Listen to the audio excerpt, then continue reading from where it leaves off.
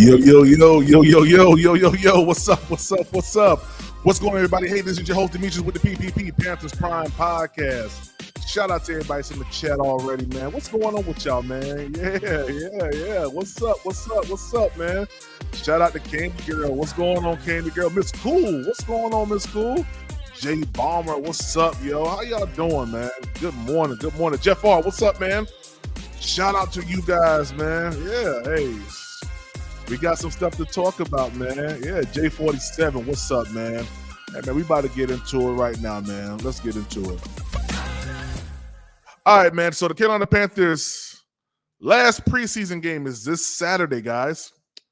Man, it's been a long time coming. It seemed like we kind of ran through this preseason. I'm not gonna lie to you, man. PPP, turn me up. What's up, Dominique? Shout out to you, Dominique. Yeah, man. Let me see here. Y'all pray for your boy. My eyes. That's why I be wearing them shades, man. I'm always looking at computers, man. So yeah, man. Y'all pray for your boy. What's up? J47 said, good morning, Miss Cool. That's what's up. Kevin Hubbard, what's up, man? Said, keep pounding. Hey, man. So the last preseason game for this week here, for this preseason, is going to be on Saturday. 1 p.m. game against the Buffalo Bills, right? So Buffalo is not going to play their starters this week. Sean McDermott came out and said that they would not be playing their starters due to injuries, which is perfectly understandable. I'm not going to lie to you. If I was Sean McDermott, I would do the same thing. Why risk the chance of you not having your starters, come week one? It makes no sense at all. Now, I say that to say this right here. If Canales wants to kind of, put some mojo, do some stuff or whatever, get some things rolling with this offense. In my opinion, I do believe that the offense is pretty set in a sense, but to get some reps, right? I think it'll be advantageous, man, to probably play your starters this week here. I think it'll probably be good. I don't think he's going to do it, but I do believe it'll probably give the starters a little bit of mojo, a little bit more reps, the ability to see different defenses, finally get that live game action, live game reps. I just listened to Stephen A. Smith on First Take, I think it was yesterday, and he was talking about how Michael Penix is not playing anymore in preseason games because their head coach deems him to be good. He said he's seen enough. I think Dave Canales is the same way. I think he's seen enough. I think he's taking in what we've done from the joint practices and the practices that we had, over the past month or so. We are live. Good morning. What's up, A. Marshall? Yeah, what's up, A. Marshall? He said, we're pretty much good from what we've done over the past, month or so. So why even play him? I kind of feel the same way, and I think preseason is taking on a whole new meaning now than what it was before. Before, you did preseason, you want to evaluate your players. You want to evaluate all your French players that were either going to be in or players that was going to be out, right? Then they started taking on this whole new thing of like, man, I want to see how far my quarterback can throw, and I want to see this. We got to win preseason. You ain't got to win preseason. You don't have to win preseason. And that's the misconception that a lot of people have been spewing out. You ain't got to win preseason. Preseason is what it is. It's evaluating what we have on our roster to see who's going to be, decent. You guys just saw we made a whole lot of transactions last night. Well, yesterday evening. Lamar Jackson has been waived waived. Luton is on IR. They got rid of, Dylan Johnson. They've done all these different things. They brought in a cornerback. They brought in this person, brought in that person, let that person go. Injury settlement to this person. They're doing a lot of things, and you're going to see a lot of transitions happen over the course of this week going into next week, especially next week, 29th on into the first week of September. It's going to be a litany of transactions that's going to happen. All for the stacking up of this team, getting this team, fortified in whatever way possible. So, Bryce Young, I actually watched some Bryce Young tape today, man.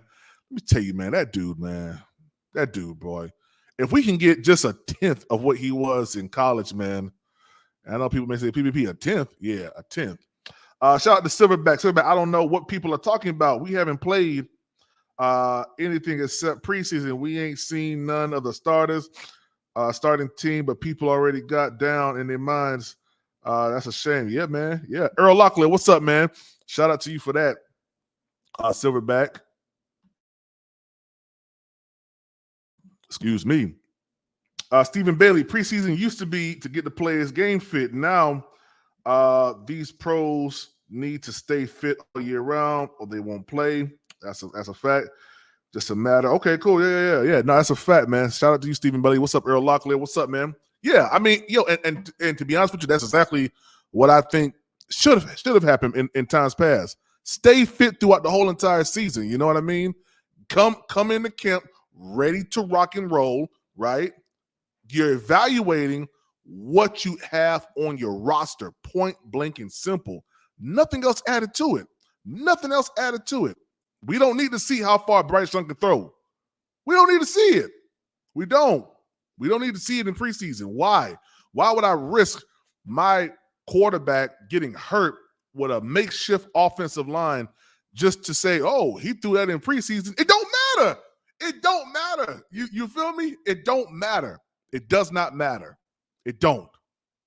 It don't matter. It don't matter. So we're going into week 1, right? With the anticipation that, okay, boom, our starters haven't had one series of preseason. Bro, what is one season of preseries? One series of preseason. What is it? I mean, really, what is it? Really, what is it? Come on, y'all. We got to stop that. We got to stop that, man. Chris Griggs, what's up, man? I'm going to drop the link, man, because I want to hear y'all opinion. I'm dropping the link. We're going to keep it real. We're going to keep it real tight today. You know what I mean? Because I'm in that mood right now. I ain't gonna lie to you. And guys, if you guys are rocking with the channel, man, you want to support the channel, $100 in fan funding for this live, man. Help us reach our goal of $100 per live. Cash App, Venmo, it's Panthers Prime 1. Super chats and super stickers are always welcome as well, y'all. So I'm not gonna lie. I think with preseason 3 coming up, them not playing their starters, it'd be advantageous for Bryce Young to go out there and, put together a little drive, get some reps going if they want to. You know what I mean? But it ain't needed. I don't think it's needed. I'm going to be honest with you.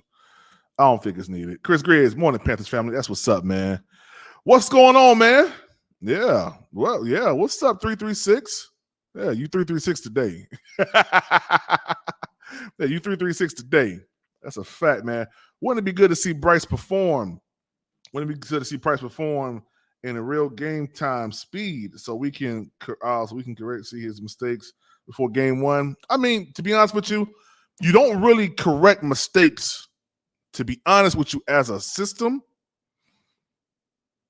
before game 1. You kind of do it in game 1. I know that may sound crazy. So, like, the way I evaluate a team, I don't evaluate it week 1 before halftime. I evaluate a team based on what they do coming out of the halftime break and the adjustments that they do. That's how I do it. Many other people do it differently. They may say, I want to see them come out week 1 and splash and dash. Nah, man. That ain't going to happen.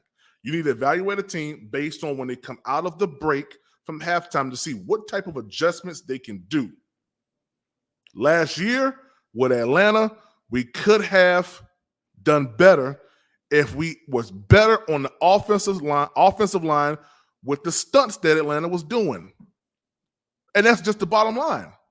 It was poor adjustments. That's what it was. So for me, when I'm looking at a team that's getting ready to come out week 1, I'm like, okay, we'll see some walky things. Listen, we saw Patrick Mahomes come out week 1 last year and look bad in the first half. You don't evaluate that. You evaluate how they. I'm trying to teach y'all. You evaluate the team after halftime. see what the coaches have. Now at least you got a full 2 quarters of tape that you can say, okay, this is where their strengths are. Because guys, remember, if nobody's playing, man, listen, man, nobody's really playing their ones like that. And I remember last year when I did a live about Atlanta. I said, how can the Carolina Panthers, handle Bijan Robinson, this, that, or the other? What can they do? Right? But guess where I got the tape from to kind of show me what they was doing?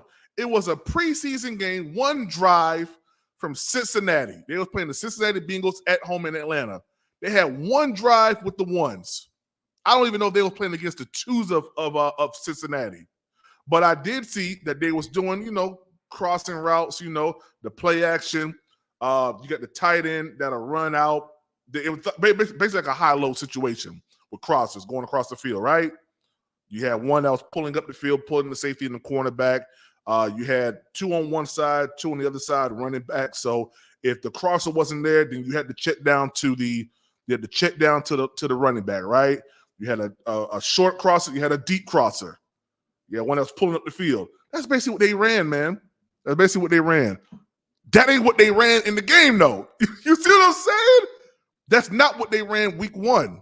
That's just what they did during preseason. So we don't know what Canales is really going to do come week 1. You don't know. You don't know. You don't know. And I think it'd be malpractice to say, oh, he's going to do this type of coverage or this type of play. We don't know. We don't know what he's going to do. All we know is right now, Bryce Young is healthy. The offensive line is as healthy as it's going to get, right? They've been putting down the scheme. They've been putting down, what they're going to do offensively. Evero's going to do what Evero's going to do, right? I'm pretty sure in preseason we've seen, or not preseason, I'm pretty sure in practice they've worked on, and I'm pretty sure right now they're probably working on all their stuff right now on what they're going to do come preseason, come week 1. Right now, probably. They're not even worried about what they're going to do for preseason. I guarantee you that. They're not worried about that. They probably already have what they're going to do already outlined for preseason. The only quarterback that's going to be playing probably is going to be Jack Plummer. Jack Plummer's going to get the whole entire game. Why? Because Luton is on IR. I mean, bro, what? What do you want to see? Canales don't care nothing about no doggone preseason, man. All he want to see, he probably already saw all he need to see as far as with these death pieces. I'm telling you, man. We got to stop doing that, man. We got to stop getting so caught up in preseason, man. Right? People are going to go crazy about it. Save our starters. Facts, man. Save the starters, man. Don't make no sense, man. They about to do away with preseason to add one more game. Exactly, man. You see how meaningless it is now. With so much conditioning that these players do off season, it makes no sense to sit here and do 3-4 games of preseason. It makes no sense when you have such a strong season, tough season. Sometimes you play a game on Sunday, you're right back on Thursday. Now they started implementing Saturday games. So you may play Sunday and flip it around and play a Saturday game, and then flip it around and play a Thursday game after that. It's possible. Wow, it's possible. Then you got 3 to 4 rounds of playoffs that if you wild card, 3-4 rounds of playoff games to get to the bowl. Bro, what? Man, throw preseason out the window, man. I would love to see him. We're going to need him for the regular season. That's a fact, man. Chris Griggs says, yeah, I will let the starters play to give them some type of momentum going forward. I mean, I would do that too. And shout out to the 62 of you guys that are watching right now. I should have 64 likes right now. 64 of you guys watching. I should have 64 likes. Let me check real quick. Man, I just checked this now. I got 20 likes. What is going on, man? Hit the like button, man, for me. Please, it's free. If you aren't subscribed to Panthers Prime Podcast, subscribe to the channel. We got 66 watching right now. 66 people watching. If you're not subscribed, subscribe to the channel. All right? The like button is free. I should have 66 likes right now. All right? Hook your boy up, man. Chris Griggs said, yeah, I will let the starters play, give them some momentum. That's a fact, man. Dylan, what's up, man? So I would like to see XL play. You'll probably see XL play. If he plays this week, it'll be very, very short. I doubt you'll see him play. I'm not gonna lie to you. I doubt you'll see him play. I doubt it. Right, Chris. I agree. It's like children waiting to play with the toy. Yeah, no, I feel you. I feel you. That's right. Hit the like button, subscribe to the channel if you're not subscribed. That's right, man. If you're enjoying the channel, you want to support the channel, super stickers, super chats are the way to go as well. What is one series going to do? Exactly. That's the question that we need to be asking everybody. What is one series going to do? Absolutely nothing. Nothing. One series in a preseason game is the equivalent to what they've been doing at practice, at joint practice with the Jets. It's the equivalent, man. We got to stop that. And I know all these, football savants and, big people, who, know football. They may say otherwise. I don't see it. I think that we're taking a new approach now to what preseason is, and it's right. It's needed, rightfully so. We're taking a new approach to what preseason is, and it's evaluating what you have fringe-wise. It's evaluating all facets of your roster. That's all it should be. I don't need to see Bryce Young go out there and throw 40, 50, 60-yard bombs. I don't need to see it. I don't. Caleb Williams, nice. I love it. Guess what? Bryce Young did the same thing last year. And at least his counted for something. It was a win in that game.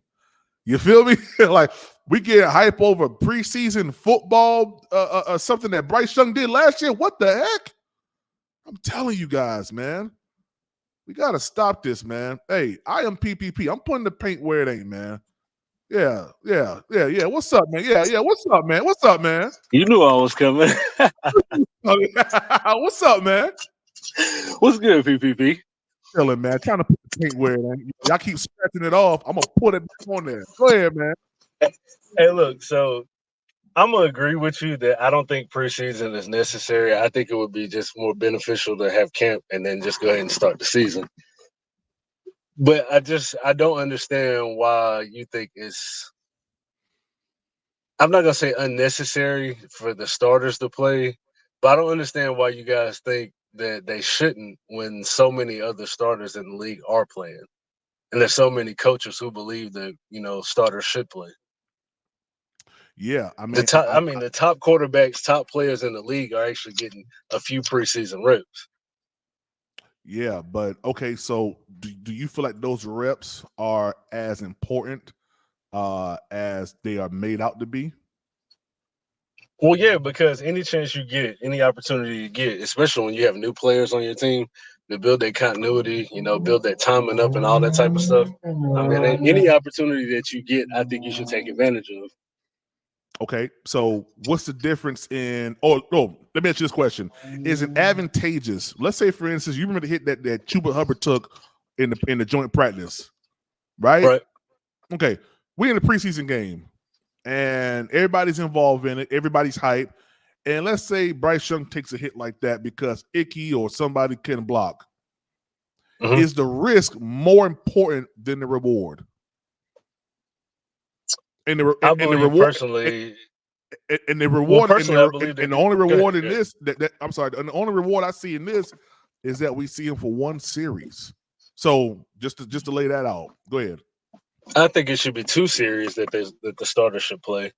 At least, 2 series. But two series. Even with that being said, PPP, those same type of hits happen in practice. Those same type of injuries we're trying to avoid happen in practice.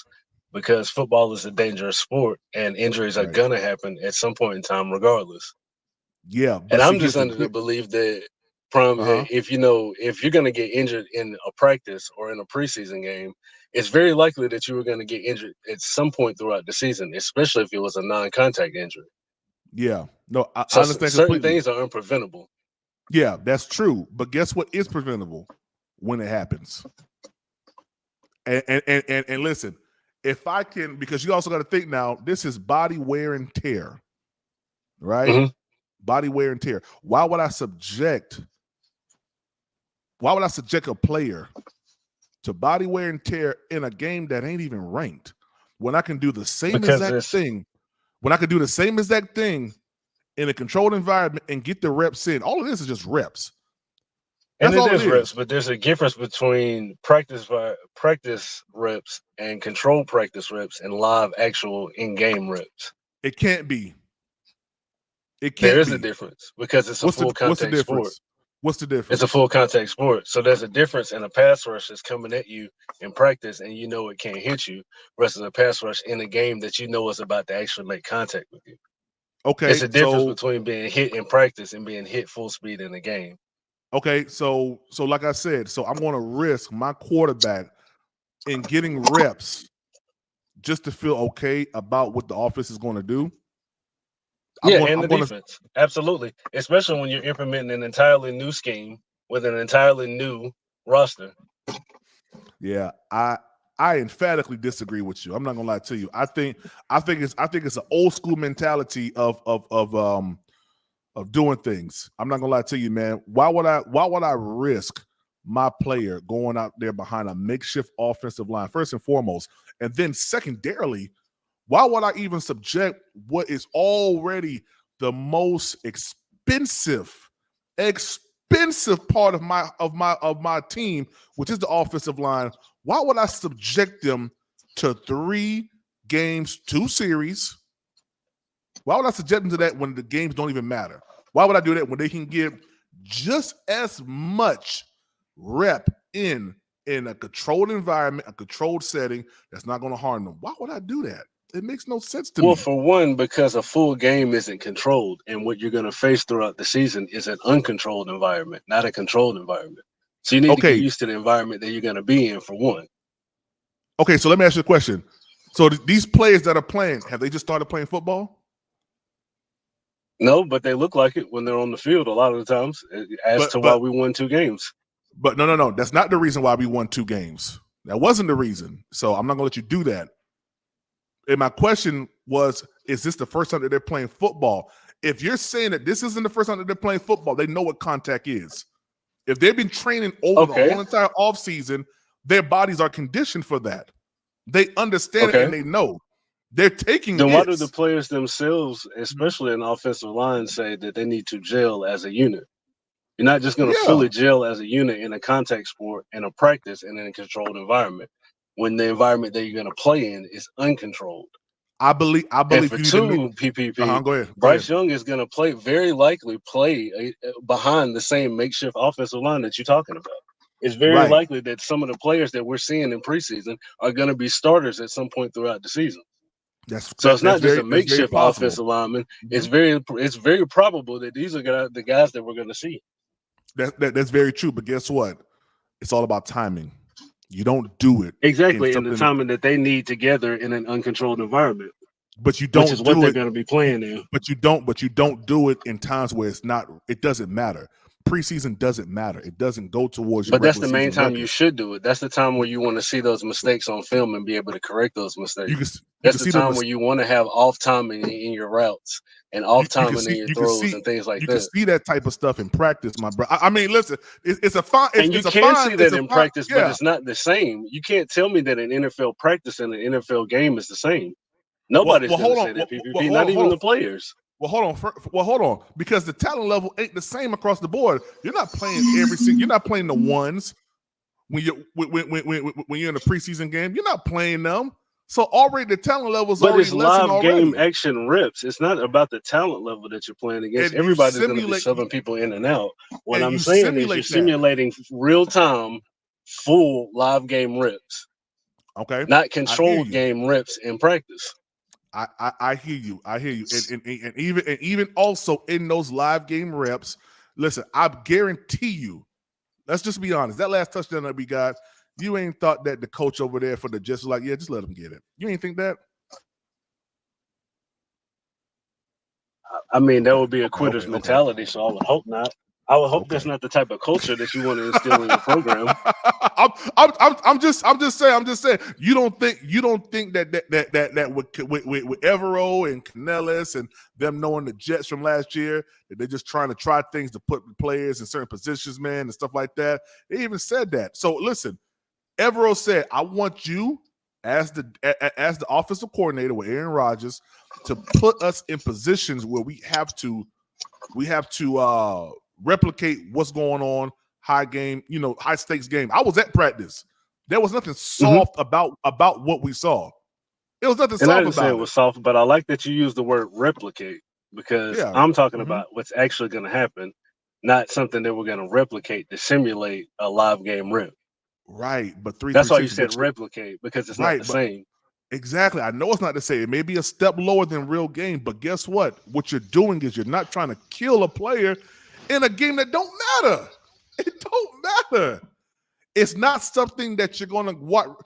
The Panthers can win every preseason game. It won't even matter, bro. You guys are mistaking the win in the preseason game for the reps that I'm talking about. It's not about winning. It's not about the game itself mattering. The live game reps is what matters. I understand. You got to separate the win and the game itself from what actually matters. The in-game reps, the timing that you get to work on, the congruency that you get as a team, as a unit, as an offensive unit. Right. We're going to start the preseason. We're going to start week 1 without having any live game reps, anything besides a joint practice. That's not true. Besides a joint practice. And I don't consider a joint practice in-game reps, PPP. I don't. But you wasn't there though. So that's the thing about regardless to me being there or not doesn't change what a live what a practice is. I don't have to be there for. I'm not at every NFL practice, but that doesn't change the fact that it's a practice, PPP. Yo, listen. Matter of fact, with that logic, listen. Go ahead. With that logic, all I'm saying is it would be no point in even having practice if practice was the same as an in-game rep. But 336. We could just not have practice and go to the game on Sunday. Hey guys, we got 64 people watching. I only got 33 likes, man. I need 30 more people to hit the like button for me, man. If you're enjoying this content, man. Also, if you're enjoying the content, like, comment, subscribe, man, to the channel. Also, super chat, super stickers. If you're enjoying the channel, we are an independent media source, man, and we would love to be able to do more things here, but we need your help. If you feel compelled, donate to the channel. Super chat, super stickers. Cash App in Venmo is down there in the ticker, man. We do appreciate everything that you guys have donated to us so far. So 336, listen, I do believe that you have to have, well, I'll say this. You have to be able to put eyes on practice for you to get a feel. Right now, you're talking in hypotheticals because you wasn't there, and you didn't see how intense this practice was. You guys got a glimpse of one or two plays where you saw people scuffle, throw arms, push or shove a little bit. You didn't see the competitiveness in the reps. It's not like they ran any softer. It's not like they blocked any softer. It's not like they did any of that stuff softer. Bryce Young was actually standing in the pocket, had time standing tall, and was doing his thing. He got sacked 5 times. But you guys ain't see that because you guys wasn't there. So you cannot gauge the intensity level of practice based off of 3 or 4 plays that you saw on Twitter. You just can't do that. You have to have eyes on the ground and feet on the ground, boots on the ground. And that practice was nothing like what you're assuming it was. It was live, bro. So I'm not assuming that the practice was anything more than what an NFL practice is. Okay. Joint practice, you would assume, would be obviously a bit more physical than a normal practice because you're going against another team. But the funny thing is the Pittsburgh Steelers have intense practices every day. They full on tackle to the ground and everything. How do you know every that? Day in practice. How do you know that? Because it's been reported. Okay, so when I report that practice is on point and in the hidden, you don't believe that? No. I didn't say I didn't believe that practice was on point and intense. I said that there's a difference between a joint practice and a live NFL game. But we're talking about the Steelers practice and what was reported, right? Well, they report, but this is something that's being reported every year. The Steelers are one of the very few. I don't know who else still does it, but they're one of the very few teams who still have full contact practices against each other. I understand that. So when I say that these practices were intense, they were doing their thing. Oh boy, hold on. God dang. I mean, I just can't go a day, man. I can't go a day. God. There we go. God dang. Why you gotta sound like that, PPP? I've been letting you live, man. Red Swarm, 85 South, brother. What's up, man? What's going on with you, man? What's happening, What's up, baby? Red? What's up? What up, 336? Hey, PPP. What, man? What you want? I've been letting you live. I Okay. ain't pulled up. I ain't been talking no noise, but time is running out, brother. Hey, listen. Time is running out for y'all boys because Penix may be in there sooner than you think. Okay, Yeah. whatever. But we if you want to, we can talk about them Dirty Birds a little bit. But I came to talk about what y'all gonna do week 1 down in New Orleans. Okay. Yeah. Well, the floor is yours, my brother. Go ahead. Enlighten us on what you think. So on the topic that you're on currently, let me just tell you, man. Yeah. I appreciate and respect all of the points that you and 336 have put forward. Right. It is a changing game. You know, within the next 2 seasons, I believe we won't even see a preseason game. Facts. I think we may continue to see maybe 2 weeks of inter-squad games where teams go against each other in organized practices. Mm-hmm. But man, I'm about to kill this little puppy. No, I don't mean that. No. I don't want y'all to call, I don't want y'all Allegedly. to call Pete on me, man. Allegedly. Yeah. Allegedly. So, allegedly. Don't clip that. Allegedly. He want to wait. That my granddaughter dog, man. He want to wait. As soon as I get on till he can hear me talking to somebody, then he go crazy. Nah, I feel But you. anyway, back to the subject. So we love the puppies, man. Back to the subject. That's right. We love the puppy. We love the puppy. We love the puppies, yeah. I'm gonna jump out, y'all. All right. 3-3. Okay. Hey, but it's getting to the point where we're not going to have preseason games. And honestly, I'm cool with that because if it's one thing that I really, it just kind of puts a damper on waiting for the season is when we lose players to injury, as you said, in essentially meaningless games. They don't go in the win column or the loss column. Yep. But to me, it's a total loss if they don't get to play when the games matter. Right. So, but I was listening to a podcast with Michael the Burner Turner and Ovi Magaley, who used to be our fullback and running back back in the heyday. With Vic Dunn and just some of the running backs from the history with the Falcons, and they were talking about that, and they both said, so it's interesting what players and former players, they said that for them, on a personal note, they needed that contact. Mm-hmm. You know, they said that practice reps, even scrimmages against other teams, because coaches give the players that speech. We don't want no fights. We don't want, don't hurt nobody. Don't be out there trying to make a name for yourself, even to the rookies. These were the comments that they made. Right. So say they always played cautiously in the preseason. Yeah. In those sort of exhibition games. But they said that it's totally different when you're out there and it counts. Hey, Red. When you get, go ahead, bro. Hold that thought.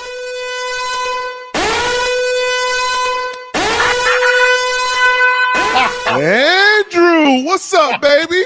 Oh, man. I knew I was going to get the alarm. Yeah. I got to sound alarm for y'all too, man. What's up, Bob? What's up, man? What's going on with you, man? What up, Andrew? Before we get on the Panthers, well, it's kind of, I want to get it Red for a second. Yeah, man. Red, I know you've been listening to all these, the content that Unc and Prime have been putting through for the last year or so, but there was a quarterback coming up in the draft that I wanted the Dougie? Panthers to take a shot at the sixth pick in the sixth round, because I'm not a big Bryce. I don't think it's no secret. I don't think Bryce Young is going to make it in the NFL, but that's still up for grabs. I'll admit that. But I'll say this: you know who that quarterback was? Nobody talked about him. I'm the only person that talked about this guy. You know who that is, Red? Who are our third string quarterback? Guy by the name of John Paddock. Yep. Absolutely. You see what he's doing? You see how he's throwing that ball for you guys? Yep, and he's going to be on our squad too. He's going to be our emergency quarterback. He's undrafted. Yeah, we're going to let Taylor Heineke go for him. I kept saying, I was telling Unc, there's a guy that played for the Fighting Illini. Yep, Illinois. And nobody's talked about him. I said, we could probably get him in the sixth round. Yep. He's got the tools. He's a good quarterback. Yep. Hey, and PPP, very intelligent too, Andrew. He had a game last year, PPP. He threw for 500 yards. Very intelligent too, Andrew. Yeah. Did they win? That's what. Yeah, they won. I can't remember who they beat. It was a college game. College. Okay, cool. Yeah, it's hard to throw for 500 and not win. Well. I mean, it can happen, but it's hard, PPP. But yeah, you know what? They did win, but it was a high-scoring game. It was like 48-46 or something like that. It was right. Okay.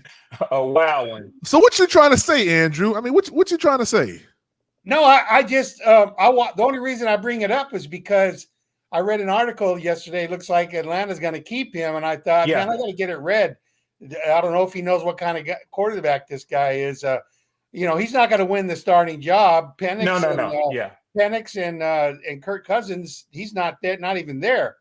But what I'm saying is, for as young as he is, he'd be a better pick than Heineke, I think, at number 3. He is, and he's looked better than Heineke too, Andrew. And and the thing is that they, the talk over here is, out of respect, even though, all teams make questionable decisions, man. And, why they kept Heineke on the roster throughout the free agency period was curious. But a lot of people point to that they didn't have this so-called plan the entire time. They didn't have the plan to go out and spend $100 million guaranteed on Kirk Cousins and then draft a quarterback in the first round, whoever that quarterback was going to be, because McCarthy was there. I mean, Penix was there. Bo Nix was there for us. I mean, there were some decent quarterbacks there. So I say Penix because that's a guy we went with. Yeah. But the question was, did they have a plan the entire time to pursue Cousins as the number one free agent quarterback and then draft his replacement? Yeah, so, because real quick, fellas. Hey, guys, I just dropped a new poll inside the chat, man. Is the NFL preseason as important as we believe? I want y'all to go ahead and vote on that. Go ahead, Drew. No, what I was going to say was, I wanted the Panthers to get a quarterback late in the draft, not early. Yeah. And I was okay with Plummer because he's undrafted free agent. But it looks like Paddock is going to be a good gamble for you guys. Yeah. He was one of the guys I was talking to Unc about at the time, and Unc didn't know much about him. I said, man, if we could get him like in the 6th round, I said, he might be worth a shot at, because I knew all the other quarterbacks were going to be gone. They're going to protect him, Andrew. They're not going to let him get loose, man. That's all the word that we have coming out, that they're going to pretty soon here. They're going to let Heineke go. Yeah. I just wanted to let you know, since I read that article saying how good of a camp he was having, I said, man, I got to get it read. Let him know. I watched this guy when he played last year. And I don't know if anybody around the division is watching, but the point that you just made, Andrew, a kid who has put up as much as 500 passing yards in a game, Penix throws the ball all over the field, and Kirk Cousins certainly does. I'm curious, and it's going to be interesting to see what this offense looks like out of the Sean McVay style. But again, man, the NFC South is changing. The NFC South is changing, man. So, all right, PPP, we can get back. We can get back to talking about whether Atlanta. we can get back. I just said the PPP's NFC falling South. asleep over there. Yeah, we can get back to talking about whether preseason games are relevant or not. So, you know, Andrew, let me ask you a question. Do you believe preseason games are important? Yes or no? And why? Then wins and losses aren't important, but I believe that you've got to get, when you have a new offensive line, game time experience would only help your quarterback. Okay, because I mean, look at the motion penalties we've had already. Okay, in the preseason. So now we're going to take another quarterback. Granted, he practices with them, but in the game time situation, when you got a full-on defense rushing to try to take your head off, it makes a difference. And I'm not going to say it's going to make a difference in wins and losses during the regular season. But if you're asking me, would I rather see him come out for a series or two for two of the games? I would say yes. But do I think it's necessary? I don't know. I doubt it. But I know the stat that I put out there in the last conversation we had was that at least for rookies or for second-year quarterbacks, historically it's been beneficial to them to get some preseason time in. And Andrew, the point that I would make, PPP, if I could, is that you look at your schedule, right? Right.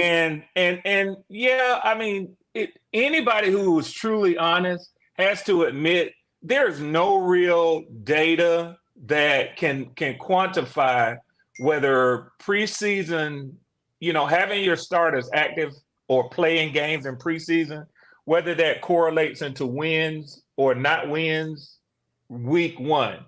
You can look at that very easily, and I'm sure somebody has done a deep dive to give like percentages. But I think I did, Red. I did. And Andrew, what I've heard most experts say is that there are still differing opinions. Now, so I'm curious, Andrew, based on what you found, do teams tend to fare better when they do play there? Here's what I found. I found this in a PFF in their they have like a summary section of different stats, and they said that for a second-year quarterback coming off a rookie year, it's very important. Historically, it's proven that 80% of the quarterbacks in their second year who play versus the ones who don't play, the ones who play in the preseason are more successful to go on and have good years. Now, does that mean it has to happen? No. But what I'm saying, that's the only data. That's that they only would list the second-year quarterbacks, because the question was, does it matter for second-year quarterbacks who really didn't have a good rookie season to come out and have a good preseason? And they do have the data on that. And it was like 85% go on to have good seasons if they have good preseasons. Wow. I don't know how good. I don't know how valid that is. You know, it's from PFF. Well, yeah, and then that's all they do is data analysis. PPP. Yeah. That's all they do. Yeah, I don't know about that, man, because I don't think that they take into account, you know, injuries and stuff like that may happen with the team. I think they're only going off of personal data, because listen, this is a team sport. So because I'm pretty sure that they're not saying if the team wins preseason games that the team looks good. They're saying individual. They're talking about the performance of the quarterback. They weren't mentioning wins and losses. And Andrew, here's the thing that I will say to you, PPP. Yeah. Just about PFF. Mm-hmm. You know, people can say what they want to say about PFF, but right now they are by and far the number one NFL data analysis site out there. They compile data like nobody else does, man. They run numbers, bro. Like them or not. And you know, there are times that I don't understand their metrics and I don't like it because of what I see. But at the end of, but then I'm just being honest about me. I do like it when their numbers tend to back up the position that I want to have. So what I have decided is if they put it out, I just kind of accept it, man. So you only accept the numbers when it goes with your narrative, is what you said, Red. We got them. We got them, y'all. No, you didn't. You didn't hear me. You didn't hear me. You didn't. You didn't. You stopped listening. You stopped listening. When you thought you had me, you stopped listening. Hey, Red. Now, see, you got to watch PPP because if Bryce Young were playing in the preseason, he'd love that stat. Oh, I already know. Hey, Andrew, Andrew, that's why I posed my statement the way that I did. I said me, but he knows I was talking about him. No, you ain't talking about me. You ain't. Oh, yes, me. I was, because I've heard you laud PFF before. Oh yeah, I have. Yeah. But I think PFF has to be weighed out with context as well, because guess what? Bryce Young was named the best quarterback for passes 5 yards downfield. And you probably did 3 lives on it. Huh? You liked it so much, you probably did 3 lives on that one. No, sir. Okay. No, sir. To be honest with you, I didn't see that chart until maybe about a month ago. And they did that from week 1 through week 10. Bryce Young was the best quarterback with passes 5 yards down the field. He was. Yeah. Oh, yeah. I remember well, because I challenged you on why did you only go up to week 10? Oh yeah. Well, that's as far as that one went. That chart went, but you got to take it with context. Now we lost a lot of those games, so I was trying to figure out, what did they mean by that, and they were talking about basically the wide receivers, like them getting open. They were the most open wide receivers in the first 10 weeks, man, of 5 yards down the field. But that's interesting. That's why I say you got to take PFF with a grain of salt, man, sometimes, because sometimes it's like, okay, yeah, this was that, but, we ain't win nothing. So PPP, here's one thing that I know you got to get the other person in here. Here's one thing that I would encourage you to pay attention to. Go ahead. It's very interesting, and this is a thought that came to my mind, in particular when it comes to, whether or not y'all's fan base think that it's important for Bryce Young to play versus sitting your starters. Derek Carr and the New Orleans Saints have been playing in the preseason. Because they trash. Oh. They had a better record than y'all did, PPP. PPP, hold on. That was just a slight reaction and shot at the comment that you made. That's all. And it's true, by the way. But this is my point, though. They are, for all intents and purposes, going to be sort of in-game shape when they hit the ground week 1. Depending upon the outcome of that game, I think it's fair to say that you have some analysis now to say whether it's important to play starters in the preseason or not versus teams who do. Okay. Hey, hold on real quick, Red. Yeah.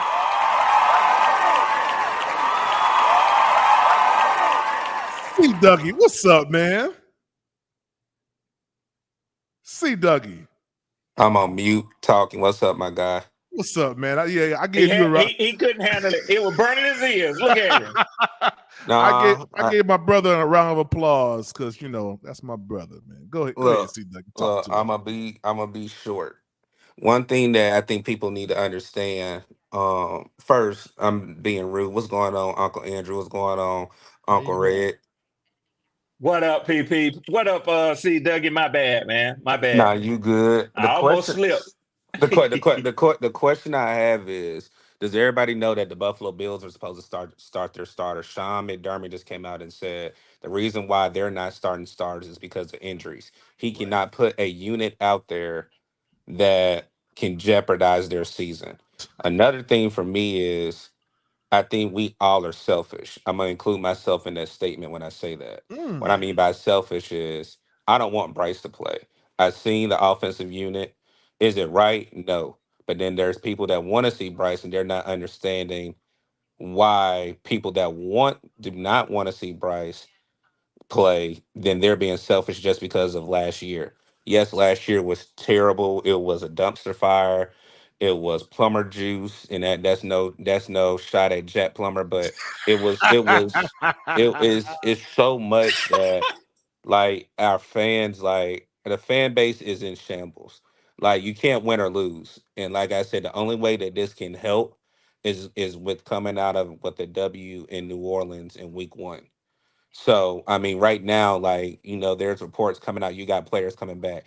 I didn't know Jadeveon Clowney was hurt. I've been out there all last week, and I thought it was just rest. Supposedly, he has some type of minor injury. Only thing I will say is what's going to hurt Dave Canales is if this team comes out flat. There's no excuses. There's nothing that you can say. Your method of them not playing in preseason, that's your method. But where it's going to come back and backfire is if this team is not prepared come week 1 on September 8th. Mm, I agree. And listen, and that's something that I've been kind of battling in my mind how I was going to navigate that conversation because there is no excuses. Panthers come Let out me ask you because something. right now we're all leaning to. Oh, I'm sorry, PPP, but I have a question and it's on this topic. Go ahead. How long do you think it's going to take if we go 0-2 to start hearing, well, what do you expect? We didn't play Bryce in the preseason.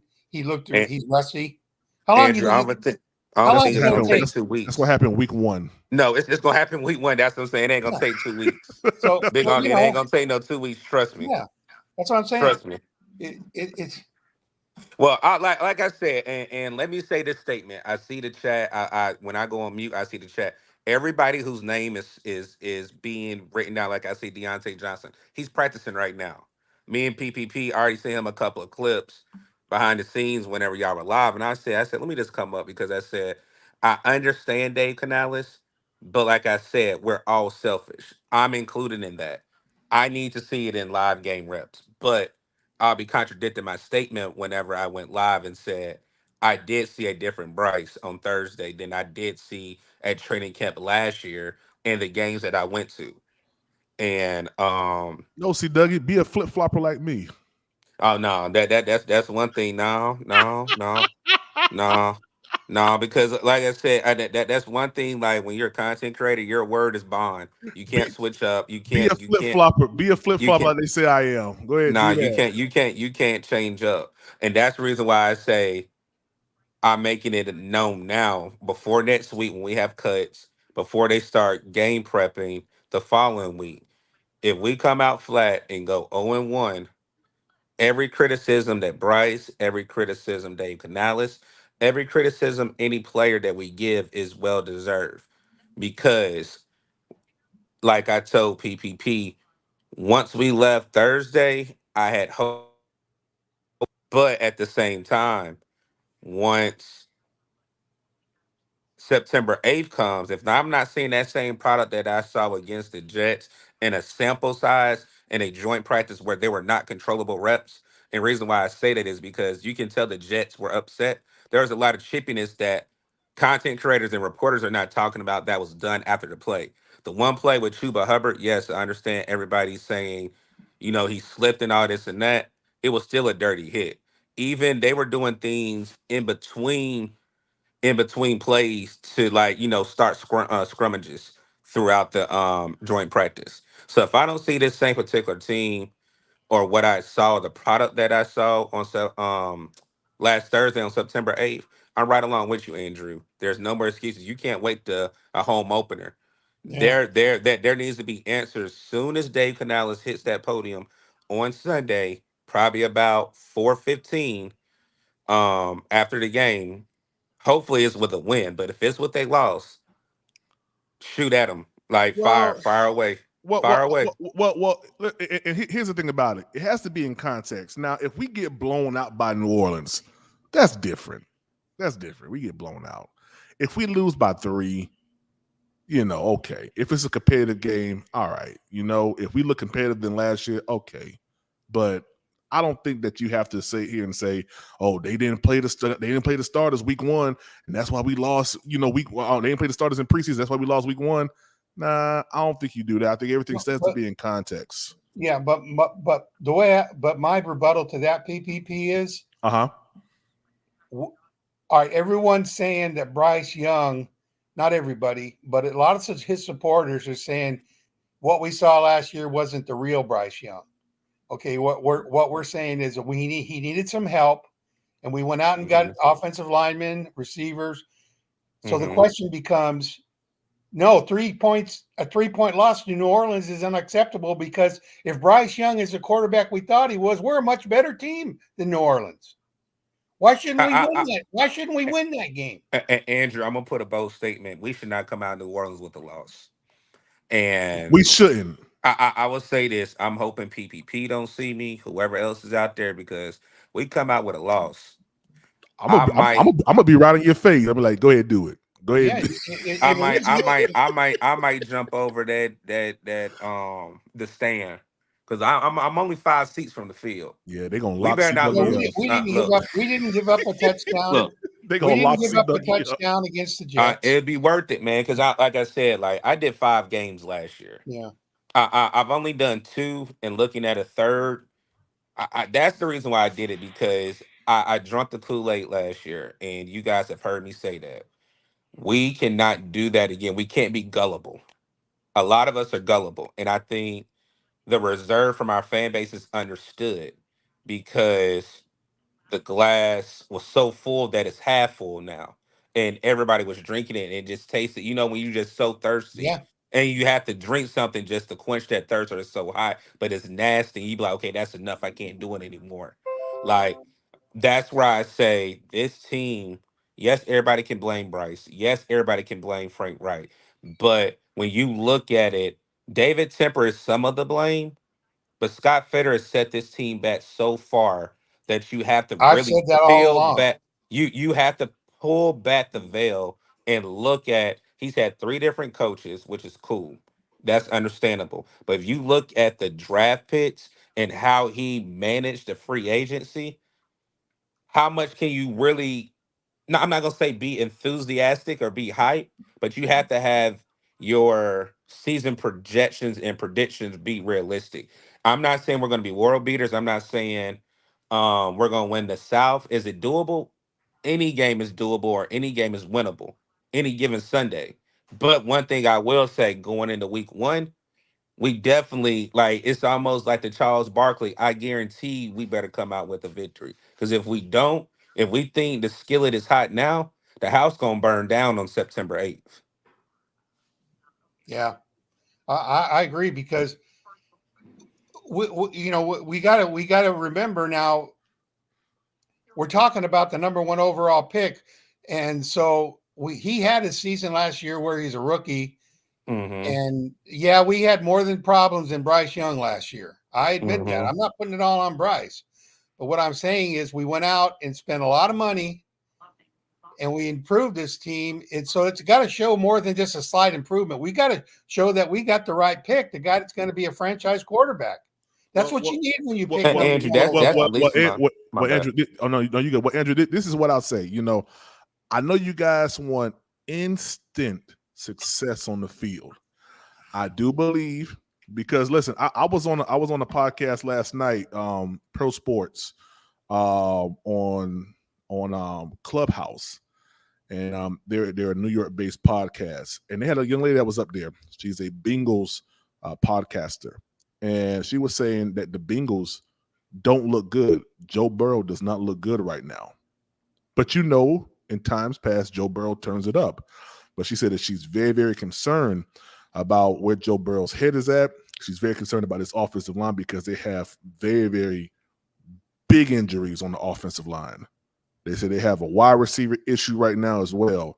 This is coming from Bengals camp. So, but the tendencies of the Bengals. They pull it together late in the season. I don't think we get too nervous if there's a slow start in Carolina. I don't think you jump off the wagon and run through the pond and go rebaptize yourself in a new thinking. I think you kind of just let it play out. That's why I'm giving it the first quarter. Let's see what Canales can do. In order for you to get a sample size on what this team can do, you have to have data. And data only comes by getting 2 to 4 games up under your belt to seeing what this team is about, respectfully. So that's what I'll say. Well, I don't think My bad. Go ahead, Andrew. No, go ahead, Dougie. Go ahead. I'll say this. I'm mad. I'm mad that they have cut practice like from the public. Yeah, me too, Um, man. no, Trevin Wallace has got another pick. Like the more and more that this man does something, He's a like I beast, hate. yo. I hate when you say you're right, but sometimes, like I'll give Andrew. Andrew has definitely, had some points with this team last year. But whenever we drafted Trevin Wallace, everybody was like, no, we should have got Peyton Wilson. I'm like, no. Like, he's a hometown kid. He would have been another NC State product. And that is a slight at NC State products because I hate the Pack. I'm a Tar Heel, so that is a a jab. But Trevin Wallace again, I go back to what Dan Morgan said, Hmm. and when you have a GM that played a position and was linebacker a need, absolutely. I do think it was a need. Was it needed when we probably drafted him? No. But one thing that they said with Trevin Wallace was he had to go in the right system, the right team, and be coached up. Again, with what 3 weeks training camp is 3 weeks, this man has blossomed before our eyes, even in training camp. Oh well, you know what, see, Dougie, it's not a surprise to me. Defensive coaches usually or players usually draft good defensive players. Hmm. Okay, and guys that are Yeah. defensive minded coaches. Bill Belichick, for one, he built that team on defense. Everyone talking Yeah. about Tom Brady, but defense, they had a top 10 defense 13 out of 16 years that Brady was Facts. over there. Okay, so yeah, I agree. I think Wallace is gonna. I had no problem when they drafted him. I know everybody was like, "Who's this guy?" But I Exactly. trusted that Dan Morgan knew a little bit more about being a linebacker than I did. Yeah. You know? And then PPP, I did see that comment. Deontay Johnson's back practicing. Y'all can relax. Y'all Yeah, can relax. He yeah, he he he he went right back out and caught a ball the very next play. So like I said, he probably got stepped on. Like we don't know. That's the one thing. Like I said, now you're getting third party information. Like we can all, like Bryce gets hit. Oh, Bryce is out. You don't really know. Like everybody was saying, Damian Lewis was practicing. Come to find out, the man was just in shorts and jersey. Like yeah. I've heard he's did 101s. No, I need to hear how much did he do. And I know once practice ends, I can reach out to a couple people and be like, did he actually go throughout drills or did he just do the same thing he did last week? So, like I said, it's just relax. Everybody's fine. There's no major injury with Deontay Johnson or anything. So,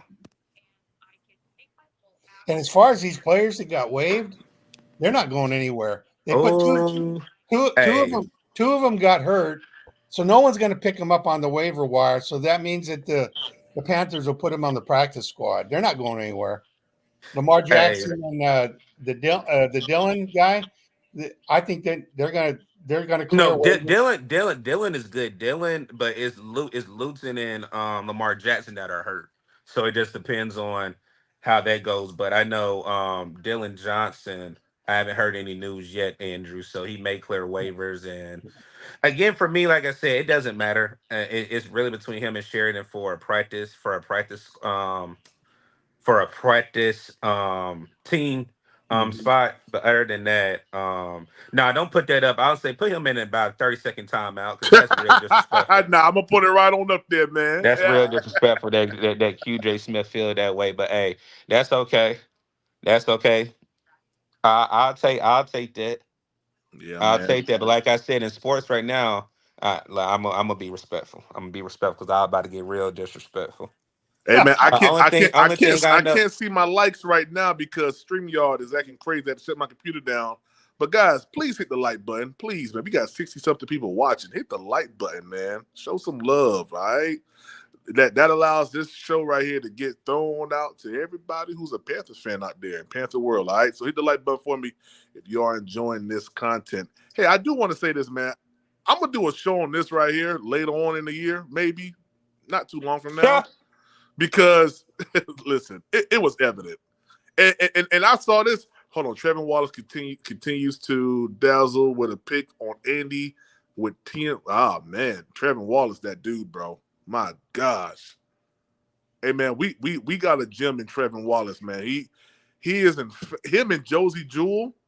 That's like the Luke Kuechly and the Thomas Davis, man. I ain't gonna lie to you. That's exactly what that is. But I'm gonna do a show on this comment right here, man. Because yeah, it's needed, man. And it goes to show just how incompetent Frank Wright really was. Andrew, I know that's your boy, Andrew. But yeah, he wasn't. I think you're gonna find out. I think you're gonna feel a little bit different about Frank Wright after about 6 Hey, can I? I'm gonna make a analogy, but I'm not gonna say any names. You know, like when it's time for you to go, and it's time for your predecessor to come in. That's not the first time we see it. We see it in the real world, and we see it in the sports world. Sometimes it's just time for you to pack it up and just go sit on the couch. Hold on, fellas.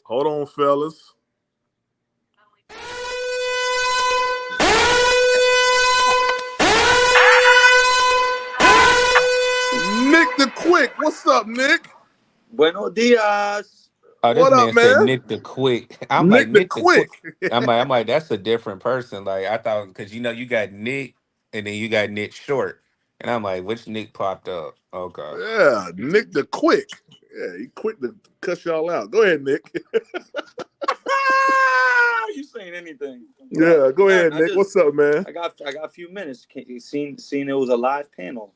Yeah, we live here. We talking. What's up, man? Talk to us. I just read Deontay Johnson just got hurt, bro. What the hell is going on? Nick, he's good. You missed the update. He's good. Okay, whew, he's good, my guy. I mean, What they said is he either got stepped on or what they crossed. It looked like he just barely tweaked his ankle. He came right back in and caught a ball the next very play. And this is a prime example that it don't take a preseason game for an injury to occur. Exactly. Swarm. Thank you, Swarm. Exactly. That's true. That's what I was trying to say the other day, bro. Playing scared leads to injuries, bro. You just got to go out there and play, bro. Just play. The more you think about it, the more you think, oh, I might get hurt. The more likely you will get hurt, bro. It's gonna happen. It's gonna happen. But at least it ain't gotta happen early on. If it's gonna happen, I would much rather it happen during the regular season, and we got some games up on our belt. And listen, it's not a good trade-off regardless. Like, it's not advantageous at all. But I would much rather save all my firepower until week 1, and instead of having my firepower not show up to maybe week 10. And then, I mean, heck. And I know we're only. But PPP, you just stepped on your own point, though. Huh? You just stepped on your own point. The season could be a lost cause by week 10, though. You said you would rather save your firepower, meaning you would rather, excuse me for using this analogy, wrap your players in bubble wrap and put them on the shelf until the season. Hold on, let me finish. Until the season starts. But what we just got through saying was injuries happen even in practice. You can't prevent them. It's the NFL. Exactly. So here's the thing, Red. Two things can be true at the same time, and I think you guys have a hard time with that. I understand that injuries does happen. I get that. That doesn't mean that I just haphazardly allow my players just to go out there and suffer injury just because injuries happen. No, you gotta be very, very cognizant about how you play your players and when you play your players. Two things can be true at the same time. I can want to save my players, and I can also say, well, man, injuries do happen, but we're also going to be cautious about how much time you play or if you play at all. So that's all I'm saying. Real quick, I'm going to keep the analogy theme going. All right? This is the way I look at it, right? So, Prime, I just commented on your post that said, this is a good time since Buffalo's not playing the starters. Put the starters out there, get their confidence up. But I got reminded of something. I know it's a movie, but it's an analogy, and it happened in real life. Y'all remember the movie Friday Night Lights? Y'all remember when Boobie Miles went back in the game when they were up by 6 touchdowns and he blew his knee out? I thought about it. I'm like, what if you put Bryce and the starters out there, and God forbid Bryce tears his ACL in that last preseason game, or it's easy for us to say that, Swarm, right?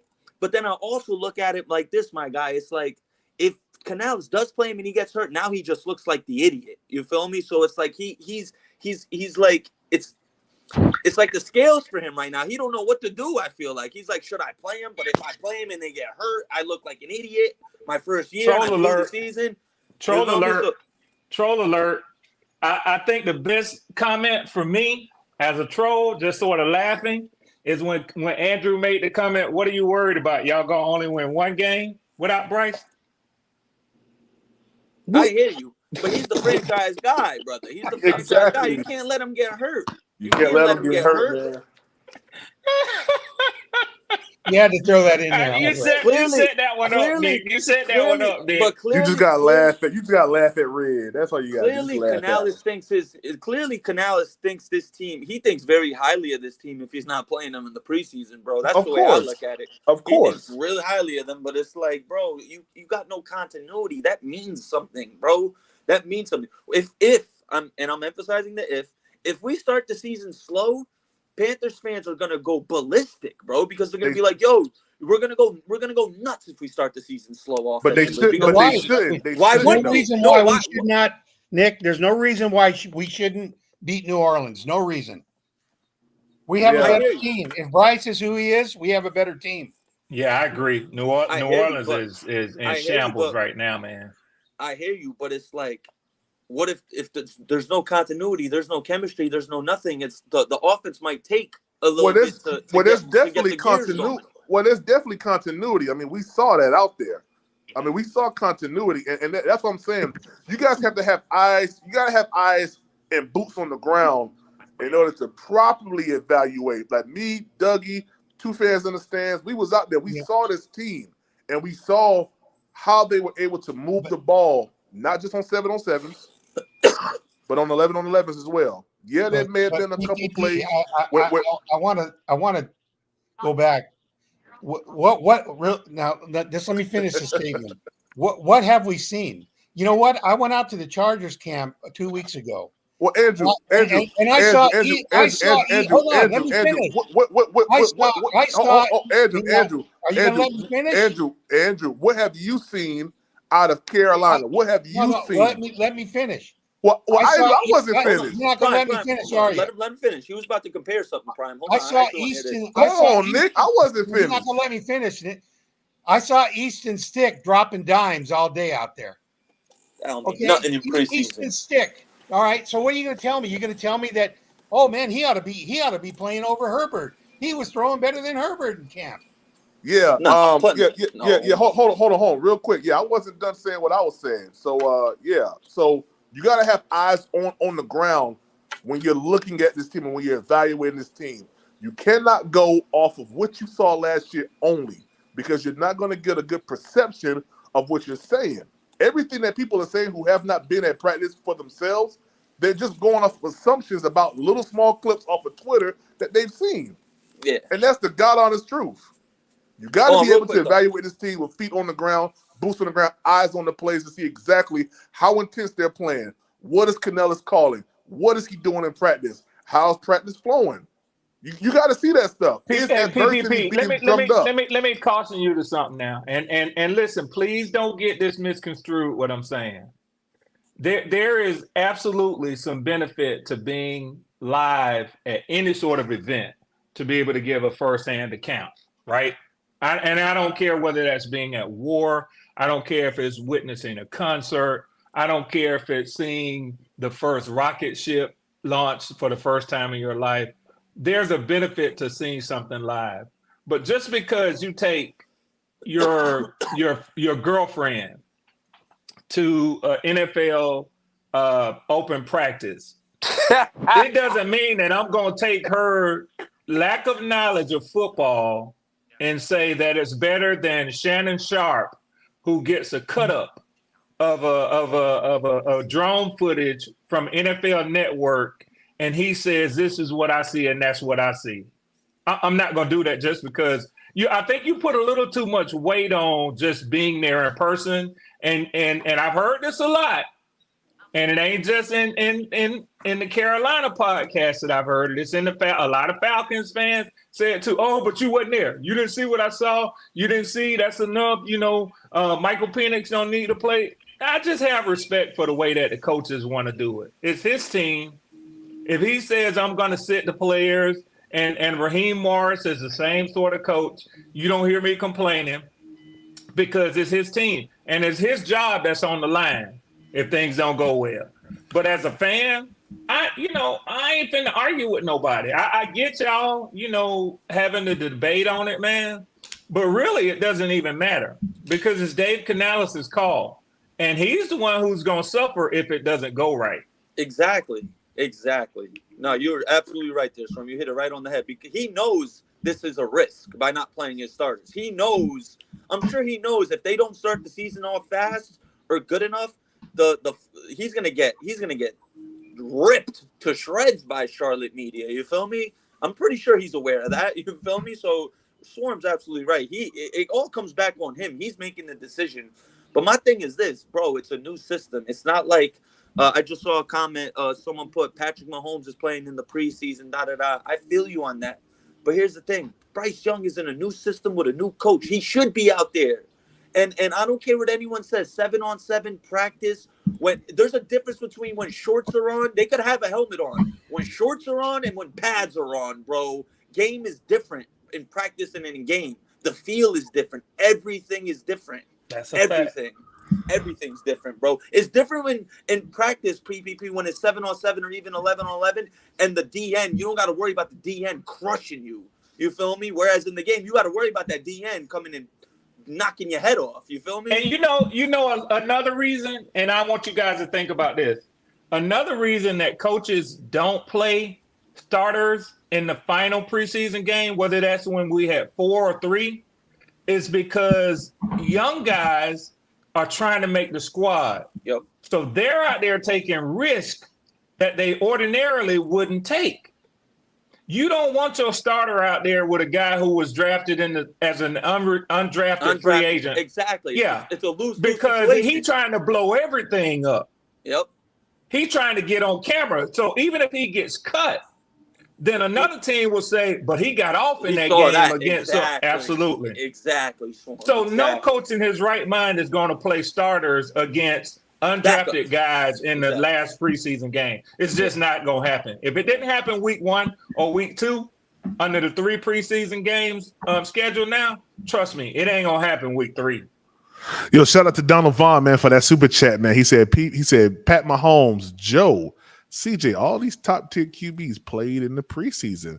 Why are you making excuses, PPP? It's unacceptable. Donald Vaughn, I'm not making excuses. I'm telling you what the facts are.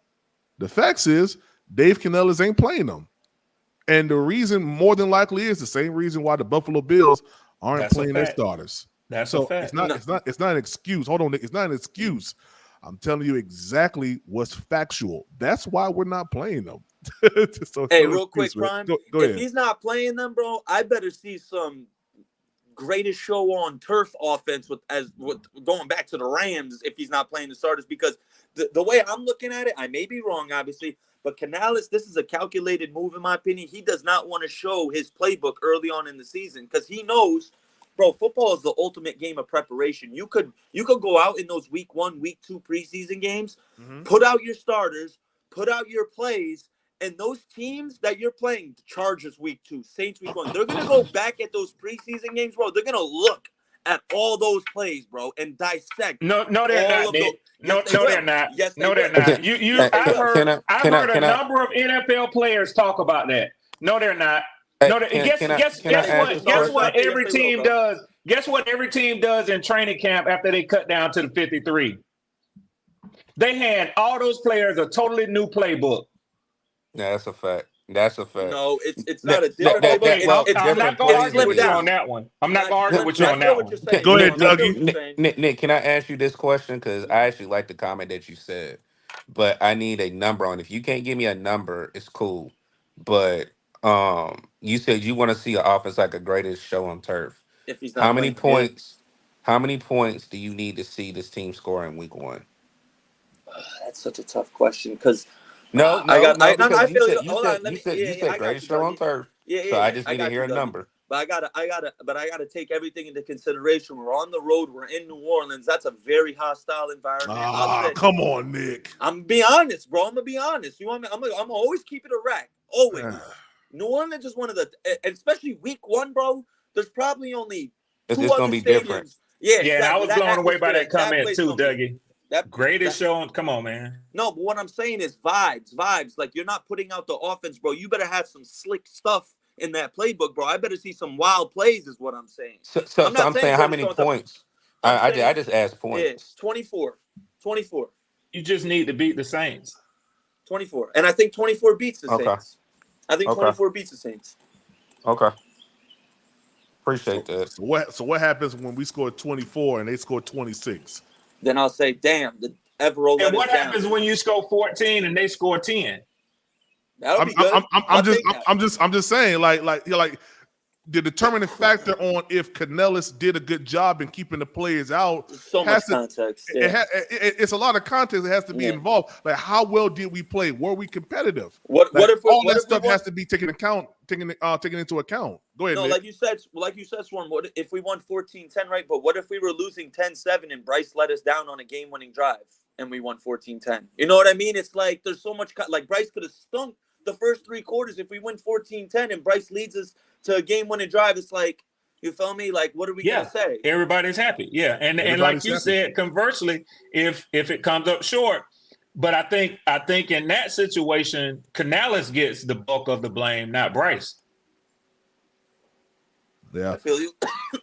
Looking at the poll right now, you guys said, is the NFL preseason as important as we believe? 40% of you guys said yes, and 60% of you guys said no. That's 50. How many votes? 50 votes, right down the middle, man. So that was a good question, PPP, for the poll. That was a good one, man. Yeah, real good question. Because I see, and it could just, you know what? Let me say this, because my head coach Raheem, he has a different approach on it. He comes out of the Sean McVay, and he has said a number of times. I heard him say he detests. Look at Bucket. Bucket, hit the link and say it with your chest, Bucket. Yeah, come on, hit the link. I heard from her. He detests the preseason. He's ready for a preseason action to go away. So I'm trying to remember if I can think of a period where I've seen more teams just refusing to play. It's a lot of them, Red. The premier, and I think part of that is in protest to the NFL still having these preseason games. I think a lot of that is still in protest because owners are still getting money. They're still charging for these preseason games. Yes, they are. But it's like, so the coaches can only say, okay, that's between the owner and the fan. If only thing we can control is the product that they're buying, and we're not going to give them the best product. So maybe then the people will stop buying it. Supply and demand. You know, they demand in football games. We all hungry for football games. Let's say that. Even for the fans, even for the guys who are saying, I don't want to play my starters during the preseason. Guess what we all want to see, though? Football. That's why we on here talking to each other. It's back, baby. But the point is that I think coaches are going to say, I'm not going to put the player out there. And now it's going to force the owner's hands. Go ahead. I'm sorry. I'm sorry, Nick. No, I actually had a question for you, Swarm, because I looking back at what you said before, I honestly don't doubt what you're saying is correct. You feel me about the playbook being completely different after the end of preseason. But my question to you and everyone else is this: that right there, if that's true, that's more reason to not play your starters, because why put them out there if you're gonna have them run plays that they're not gonna run in the regular season? You feel me? That's the way Hold on, Red. Oh, Lord. Yeah. Bucket. Now, what was you talking about, Bucket? Yeah, what was you talking about? I said they're not scoring 24. Now we scoring 24. Bump y'all. 24. No. Heavy as the crown. It's always y'all starters, man. I don't care about them backup bums. Yeah, I'm tired of Bucket already. Yo, $15. Bucket. Heavy as the crown, Bucket. We coming for that crown, Bucket. Heavy as the crown. We waiting, Red. We waiting. Bucket, man. We've been missing you. We were saying the other day, man. We ain't heard from Bucket in a minute, but good to see you back. I work like a 1 to 9 job, and I get home late. So that that's a terrible shift. Ugh, that's imagine 1 to 9. Ugh, imagine 9 boys in the house. That's what I got to deal with. Oof. Every day. You ain't moved yet? No, I moved. Girl, you. but it's like I work with at a Oh, group okay, home. okay, gotcha. So I feel you. yeah, I feel you. Yeah. I Well, feel you. God bless you. All right, all yeah, right. they wore me out yesterday. So Bucket, so since we got the Bucks fan here, Bucks content creator, tell us what you been seeing in Bucks camp. Talk to us real Well, quick. we haven't really been playing our starters, but I will say Okay. I have a reason for that. Hold on. Okay. All right. But I will say that they have upped my expectations.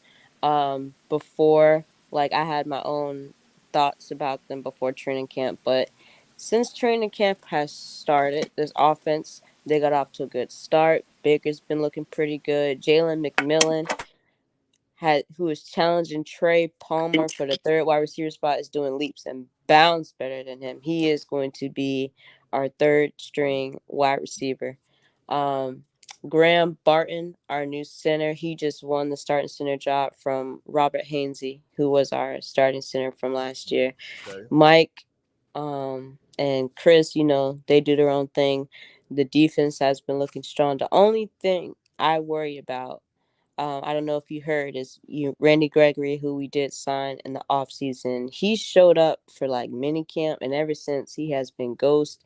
We haven't been able to get in contact with him. We don't know He why don't want he to play hasn't shown football, up. Bucket. He don't want to play Yeah. football. Hey, Bucket, hold on right quick for me. Hey, just reported Sheena Quick. Bryce Young threw his second pick of the day, this time to J.C. Horn. Go ahead, Bucket, with your girl. Just wanted to say that. Don't touch that, man. As far as Randy Gregory goes, they settled yesterday to part ways. Yeah, I saw that. Yeah, and he's then done. So Yeah. Jose Ramirez, we drafted him, I believe, last year in the 6th round. He had a pretty good showing against the Jaguars. So now it's just, I still worry a bit about our backup pass rush. Yaya Diaby, he will be ready for week 1. But as far as Joe Tryon, he hasn't really showed a lot coming off of the edge. So if one or two guys go down and we have to revert to Joe Tryon and Jose Ramirez, it might look a little ugly.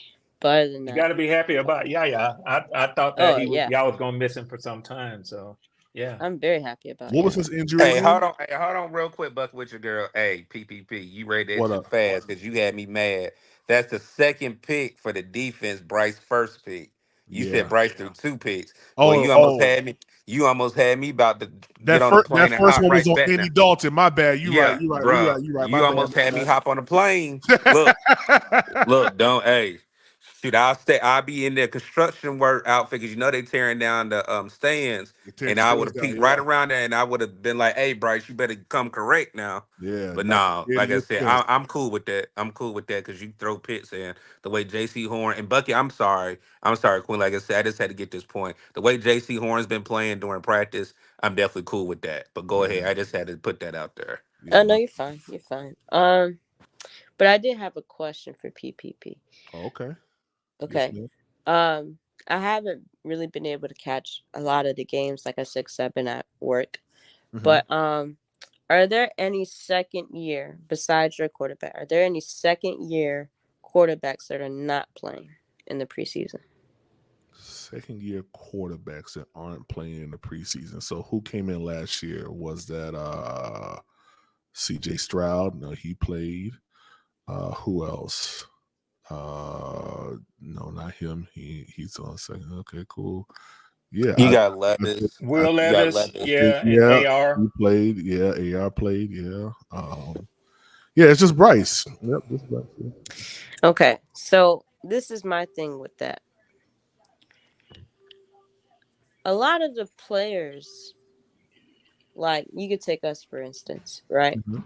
We're not mainly playing our starters, but at the same time, when you're looking at the quarterback position, Baker's a veteran. Bryce is coming off of a not so good year.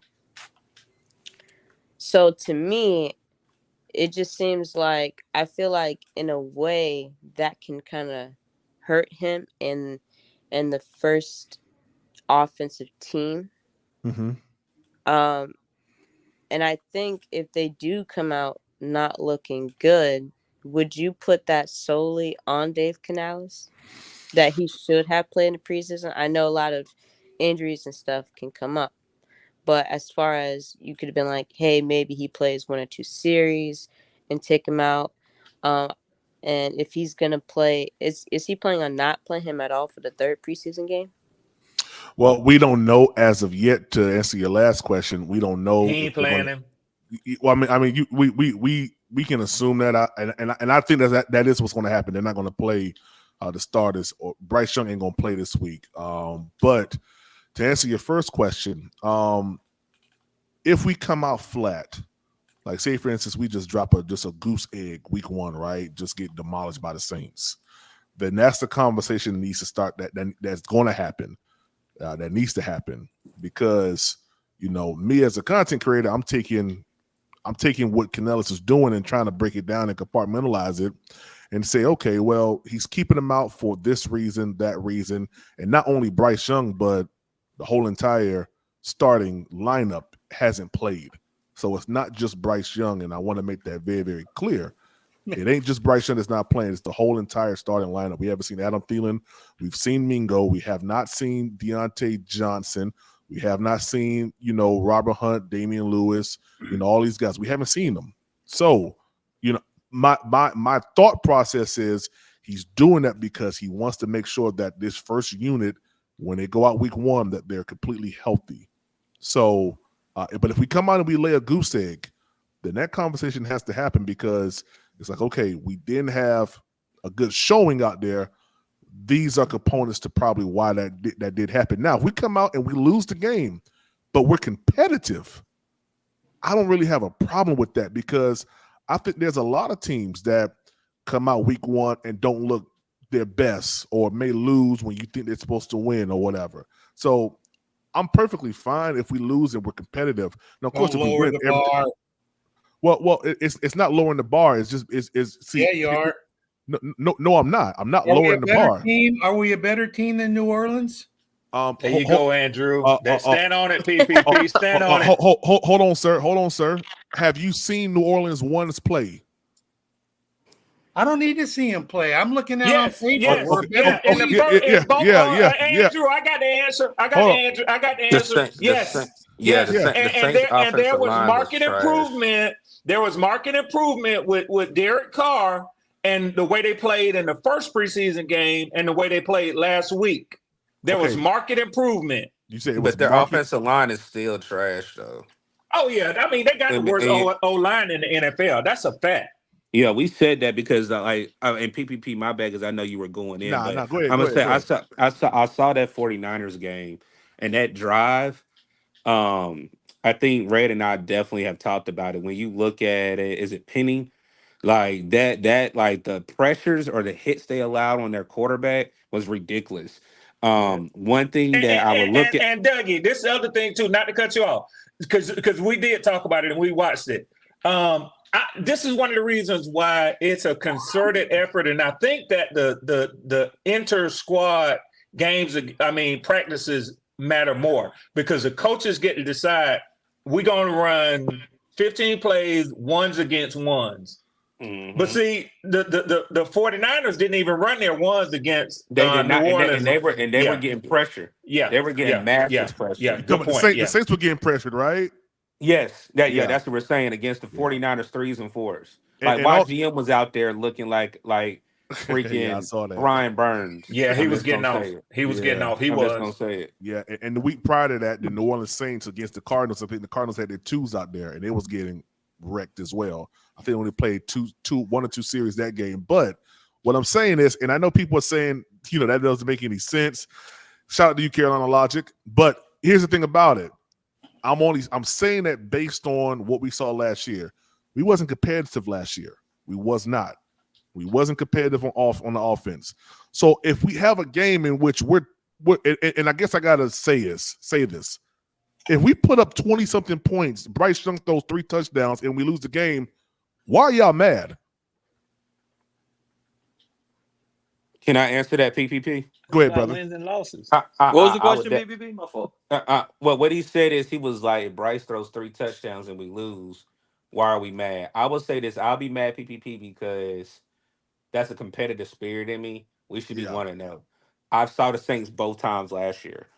The last game when we played in NOLA, they did not look good at all. Like really, the momentum change is when um John is it what's his name? What's our punter's name? I just I'm went like, blank. Johnny Dougie, I'm Hecker. gonna be Johnny mad Hecker. too. Hecker. I'd be Hecker. mad too. When Hecker's punt got blocked, the momentum changed. Like we Okay. had no more fight. When Johnny Hecker's punt got blocked, we had no more fight. Like, and that was in the beginning of the game. Like we were already down. It was at the end of the season. This is a game in December. We're not gonna win and go to the playoffs. It was more like, you know, for morale or whatever you want to call it. But this team that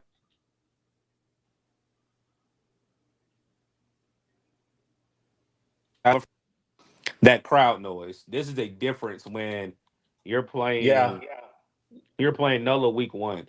And if I'm not mistaken, I may be wrong, and I apologize if I'm wrong.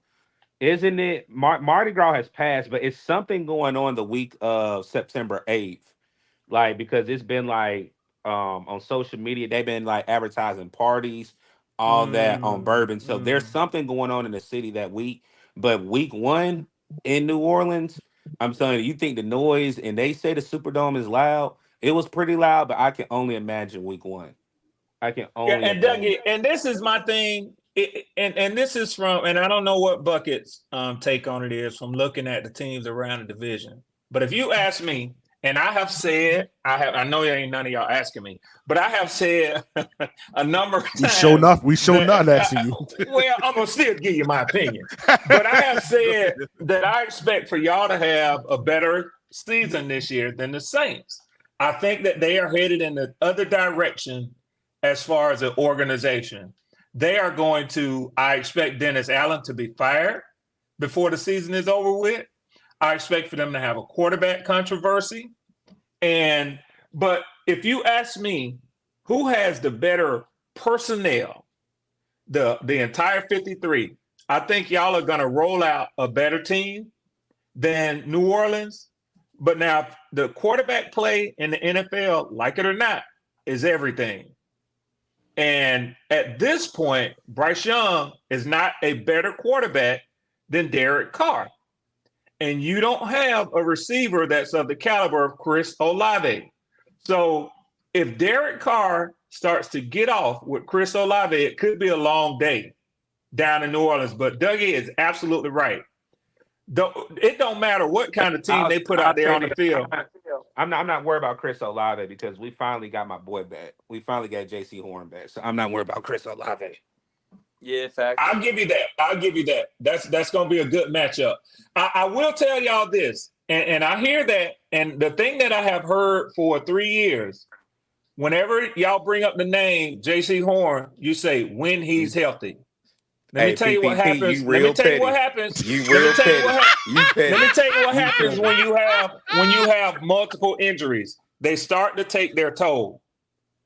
I think that's why I said I hope that he has a full healthy year. That's bull jive what he just said. Well, y'all got it. Go ahead. I just wanted to light the fire. That's all. He's only been injured twice. First, one of them, okay, yeah, freak injury, non-contact.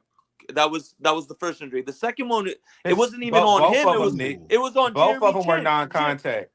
No, Jeremy Chin broke his wrist, bro, when he went in for that tackle. That's why JC Horn got hurt.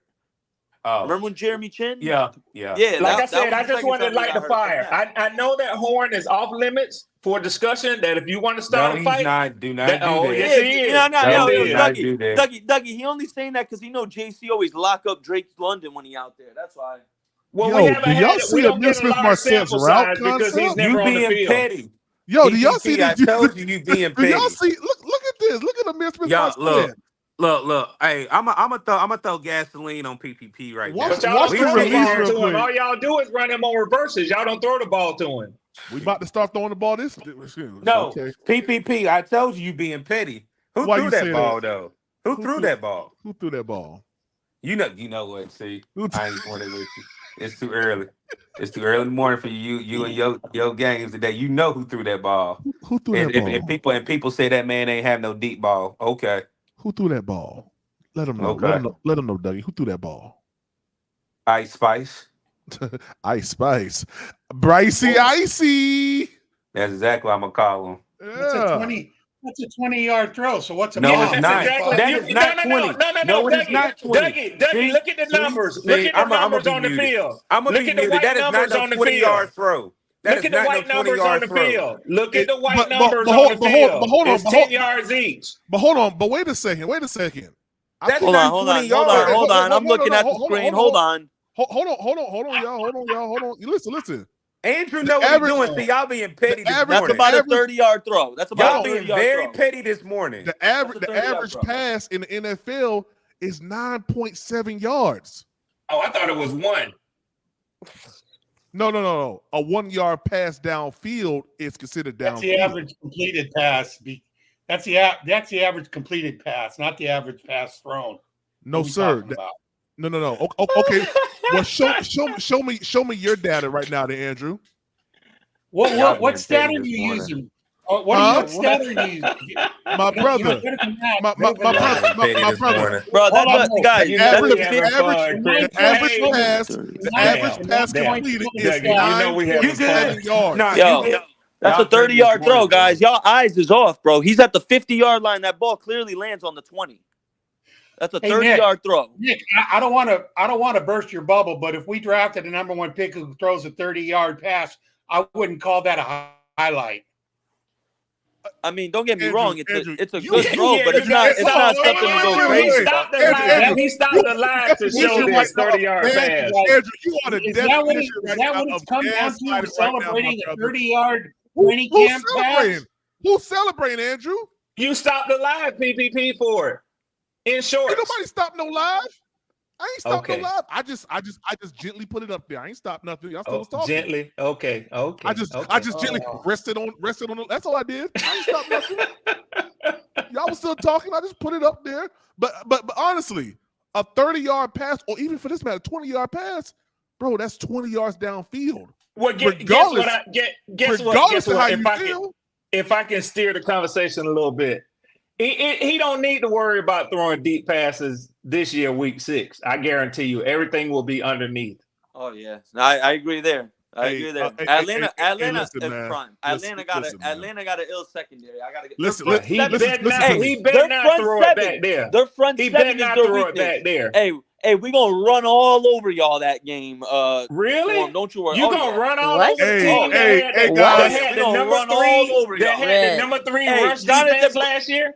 Red. What? Rushing 3? What? Yeah, Bucket. Hold on, Red. hold Number on, three, hold what? on. Come on with it, Bucket. Come on. Okay, my bad. This is Tony, what's up, Tony? Man, what it is, what it ain't. What's Talk happening? to What's the up, people. Abu Talk to Dhabi? the people, baby. Talk to the people, baby. Man, I can't call it, man. I ain't got shit else to do, so I figure I'd tap in and see what y'all boys hollering about. It's glad to hear from you. What's the temperature over there, that's Tony? Uncle Bernie. That's Uncle Bernie What's the right now. Y'all temperature talking over there, about Uncle Tony? That's it. Hot as hell. Hey, It's cold Tony. as hell Hey, today. Tony. Tony, they don't know nothing about them average temperatures of 126, Tony. They don't know nothing about Nah, that, man. they don't know nothing about that life.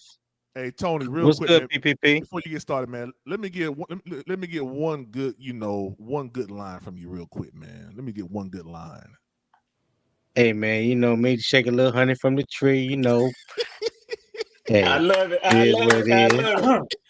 Now, if that ain't a country boy, I don't know one when I see one. Go ahead, Tony. What- Talk to us. What man. you say? What you say? Nah, I can't rock with you on that one, Red. Now, my peoples might be from the country, but I ain't never lived in the country. Okay. Well, you done Yeah, heard yeah. heard them talk though, haven't you? Oh yeah. Okay. Ain't no doubt All about right. it. Ain't no doubt about it. Hey, Yes, Tony, sir. what you think about this throw right here from Ice Bryce? What? Can we not call him Ice Bryce, please? Cold blooded. He cold blooded. Yeah, piss Nick off with that. Come on I now, don't- man. I mean, to be honest, I don't really think anything of it. I mean, it's a one-on-one practice It's a drill. one-on-one. There's Yeah, exactly. there's no rush. There's no there's nobody out there. I don't really take stock in a lot of one-on-one drills, especially in practice. Facts. I mean, to me, one-on-one drills It's basically for technique purposes, offensively and defensively. So I got nothing for you on that one. I feel you. And that's all I was doing. Nah, I I got was big I was respect for just that laying it right out there, there. I Tony. was just I laying it got out big there. That's respect it. for that. Yeah, I'm the same way. yeah, but go. Oh, they done took all the stuff down at training camp, guys. It's the video right here. They done totally dismantled training camp. Was that throw from today's practice? Yeah, that's from today. That's about Yes, an hour sir. ago. Don't answer the door, Oh, PPP, when they knock on the door because you got that. Don't answer that door now. No answer what door? They coming to get this footage. Don't do that. Hey, look here. I ain't afraid of them. Shoot. Bucket, what you got, Bucket? What you got, Bucket? Yeah, I cut Bucket off. My bad. Go ahead, Bucket. It's all good. Well, Red, I'm gonna just side with you just one time. Yeah. Just one time? Okay. Your running backs to me are way better than the Panthers running backs. I think y'all gonna run over them more than they gonna run over y'all. Yeah, That's just my It has nothing to do. It has nothing to do with the run game. Why our offensive line is going to dominate their D line and their front seven. That's whatever why you we're gotta run tell all over yourself, them. Nick. Yeah, I mean, it's I not agree whatever with I you, gotta tell Bucket. myself. Yeah. What's Bijan Robinson gonna do when Derek Brown get his hands on him and throw him like he threw Alvin Kamara last year? Ragdoll him. What are you talking about? What are you talking about? Yeah. Okay. Yeah, and then when he tried going the other way, out 94 over there to light him up. Yeah. Look who's back at practice, y'all. Tommy No doubt. Trimble. Red. See, we just gotta let whatever. we just gotta let Nick say that, and then we gonna come back to this live later in the season. Yeah. And you know, Write it down. Hey, Bucky, can I ask? Write it down. He gonna Remember, blow a Nick taking gasket. notes. He gonna Hey, blow a Bucky, gasket. can I ask PPP? Because I'm glad Tony's on here. I was gonna ask this question, Go ahead. and I know Big Cuz is gonna fire me up. He like, why you do that? Yeah, I know Ian Thomas has not practiced, right? JT Sanders has been getting reps. Is his name Hockey? How do you say the boy from Seattle, Tony? The one that we host. Is that the one? Is that one that came from Hosted and Hollister, but it's just two Hollister? of them, Thank you. That's a Hollister and Hollister. Jacob So Hollister. that's what I was Hollister talking. hosted. So look, you got it. Tommy Trimble has returned to practice. JT Sanders has been looking pretty good. Hollister has been looking good. Is there now a way that you're gonna clip them wings off of Ian Thomas because he has not done anything during training camp? And I'm gonna go on Hell mute. yes, hell yes, yes. I knew it. I Yes. knew it. I knew he was. Look, All I'm gonna go on caps. mute. All caps. Get him out of here, man. Get him out of here, yo. Well, the realistic situation of it, as much as we want it, it's not going to happen. That man restructured his contract twice for us. We're not. Nick, that don't mean nothing. What does it That restructure? don't- Nick? that don't- You're Yeah, not it that hurting don't to mean y'all nothing, don't Nick. mean nothing. To y'all don't mean nothing, but realistically, that means something. The organization takes that's a feather in his cap, brother. When he does that, you think the organization is going to cut him after he restructured his contract Nick, for he the hasn't benefit of the played. organization twice? Nick, he hasn't They're not going to played. cut him for that, though. Okay. They're not going to cut him for that, bro. I'm telling you, they're not. Man, For they that about- simple So fact alone. is that It's a business, Nick. is that your only reason? Is that your only reason for Carolina They would keeping have cut him him? by now. Is for the fact that they restructured his contract? It's a business, Nick. You hear players I say hear, it all I the hear time. that. I hear that. Because you're you right have on to the business. okay, Nick, but think about it like this.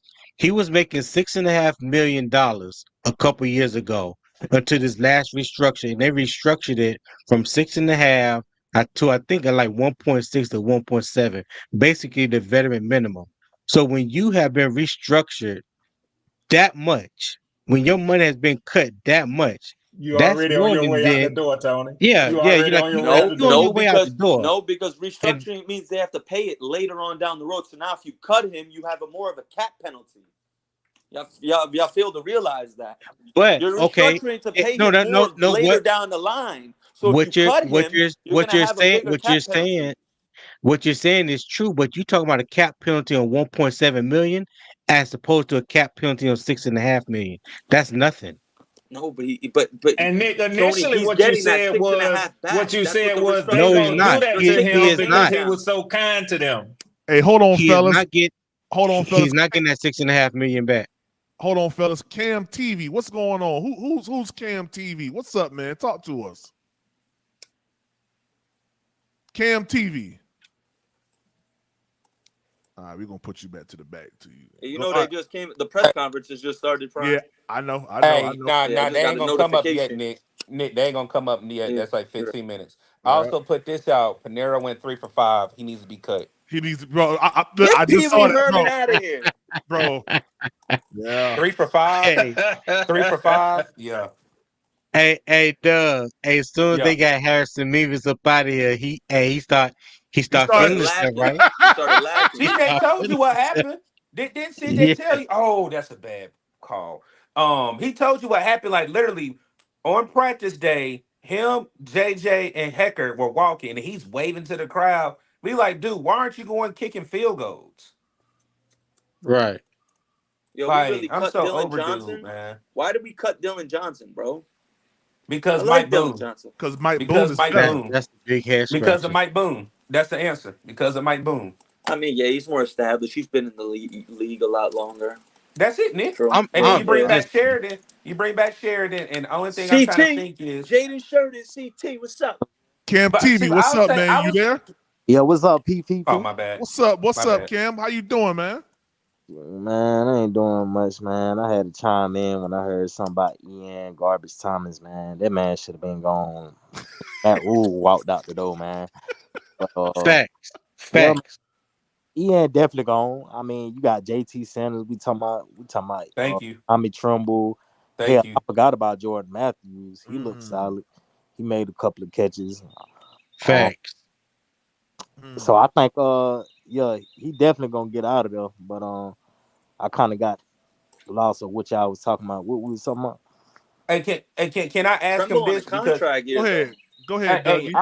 I would say this, and I'm glad Tony's up here, and I hope and because I hope I'm not taking a talking point for you and CJ this week, but I kind of have a No, go question ahead. about people that we cut and people we brought back. You bring back Sam Pittney, you bring back Sharon, and people that you got right after the draft. They only have 1 week left. If they're not going to be on the practice squad, why bring them back? Like Lamar Jackson, no, we didn't see him get hurt. Yes, Luton got hurt, but certain players that you cut, you bring back a Willie Drew, that's probably not going to make the squad or make the practice squad. Why did you bring these players back with only 1 week left and they've already missed what, about 2 weeks of practice?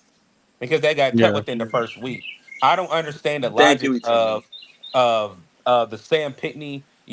As much as I wanted to see him there, he's already behind the 8 ball. Like what can he really show them with practice being today, Tuesday? They have probably 2 more days of practice, a walkthrough on Friday and a game on Saturday. There's no way he's gonna make the squad unless again he's gonna be on the practice squad, but then that puts like a Jalen Coker in jeopardy of not making it. But Jalen Coker has been here. Then when you look at a Sheridan, like we just dropped Dylan Johnson, but you have Mike Boone there. So like the logic of some of these transactions on yesterday kind of Hey, cut had Dylan. me like scratching my head, like why? Like why did we cut certain players and bring certain players back that we thought were gonna actually help or possibly make the team and not only have one game to show and showcase what they have. Yeah, I hear you. That's facts. That's facts.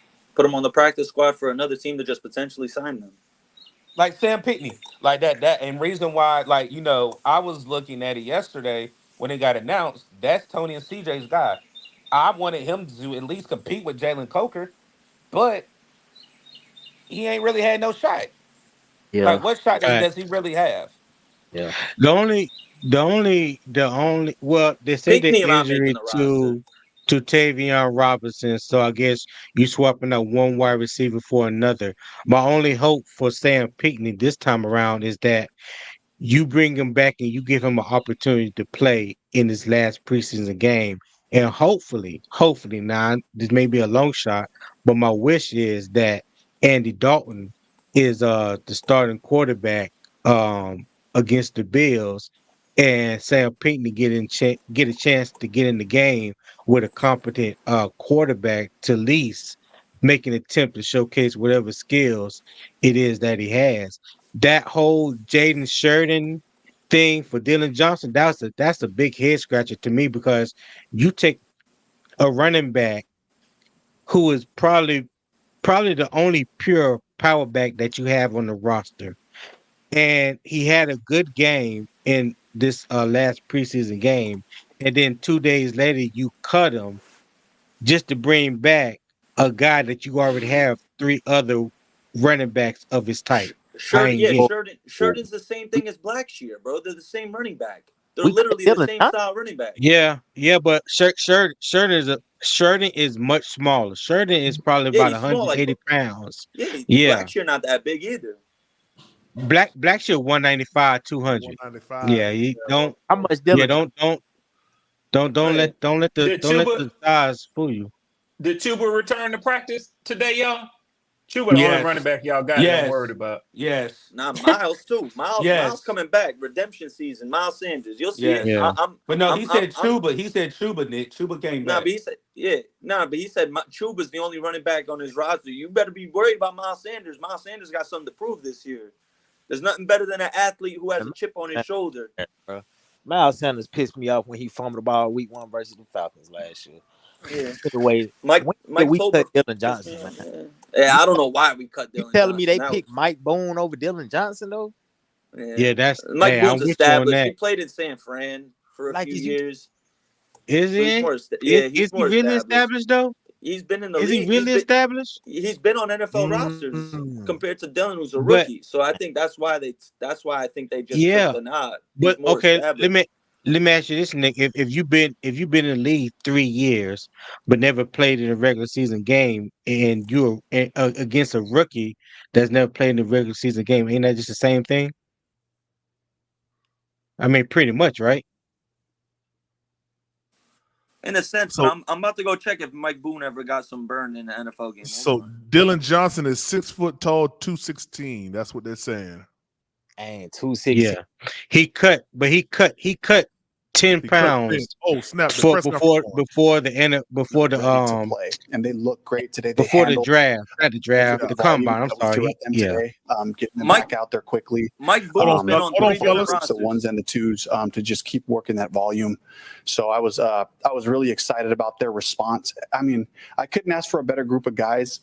The things that I challenged them with in our team meetings in the morning, they respond. It's just like, for me, it's like coming into a new team. I don't know what to expect. Am I going to have to really push guys to get the intensity and the style that we're looking for? But this is a group that already knows how to work. But then now we're just talking about the style of how we work, and they've been great that way.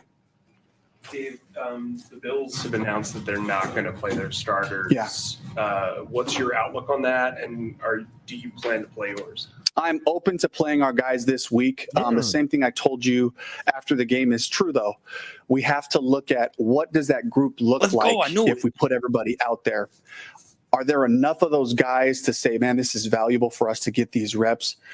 Once we start to get into the depth of different positions, that kind of forces our hands sometimes on, can we play guys or do we need to play them? So again, today was a hard practice. Tomorrow's going to be another hard one. So for me, I have to make sure we get through these 2 days and I collect that information and make the decision as we go forward. Would Bill's decision impact yours, Dave? I guess I've heard from some people that say if it's a bunch of second and third teamers on the other team fighting for a spot, they might be a little more gung-ho and put your guys at injury. It does not. It's really just about the strength and health of our units. And if we can, get a good look of, the guys and get them that game experience, which we all know is so valuable. Hypothetically, let's say you do play the starters and Bryce is out there. What are you wanting to see from them? Operation, right? Just want to see things run smoothly. I'd want to see just the communication, the in-between drives, conversations, all that stuff that is so valuable, and he's kind of been just, around all those things as we've been doing it the last few weeks, hopefully to pick up some of those things. Dave, in your experience in the league, what's the difference between a snap in a joint practice, snap in a preseason game when you don't know who you're going against necessarily?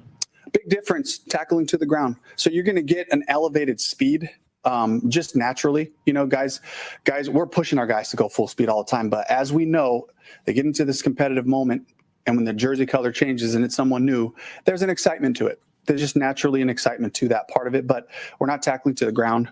We're certainly not, cut blocking anywhere, and we're not doing some of the things that we would normally do in a normal game setting, so there's still a big difference. It's like it's amazing to me always the levels of speed that our players take it when it goes from the most competitive thing you can create in a practice to what happens in the game, and the adrenaline and all those things and the lights and all the excitement of that. So that Andrew, pretty good. Dave, oh, go ahead, Dave. I know you don't want to get into the concepts that you use, but how has been the learning process with not just veteran players but the younger players with the concepts you plan to implement? Yeah, it's been a challenge for them. We're throwing all the words at them throughout this camp, and really the installs of new things probably stopped about 2 weeks ago. But now what we get into is reformationing, doing it out of a different personnel, a different presentation. Same thing for the defense. Can we get tighter and tighter on holding what we're doing so we're not giving any tells, all those things. It's all the minutia that really, on Sundays makes a difference for, holding your cards and setting things up, so that's the part we wanted them to feel in the last 2 weeks is as we change the pieces, this guy's used to running this route over here. And all of a sudden he's on the opposite side of the formation, challenging him that way. That's been a great challenge, especially for the young guys who are first time kind of through some of these NFL concepts. That's what I was going to ask you is how much of the offense is in? It's so the offense is already in. It's just creations of it. Is that what you're saying? Yes, absolutely. And so it's been in for probably, I would say, the last 10 days to 2 weeks or so. And now it's just about challenging them with new presentation. Anybody that's been injured? Anybody close to returning at all?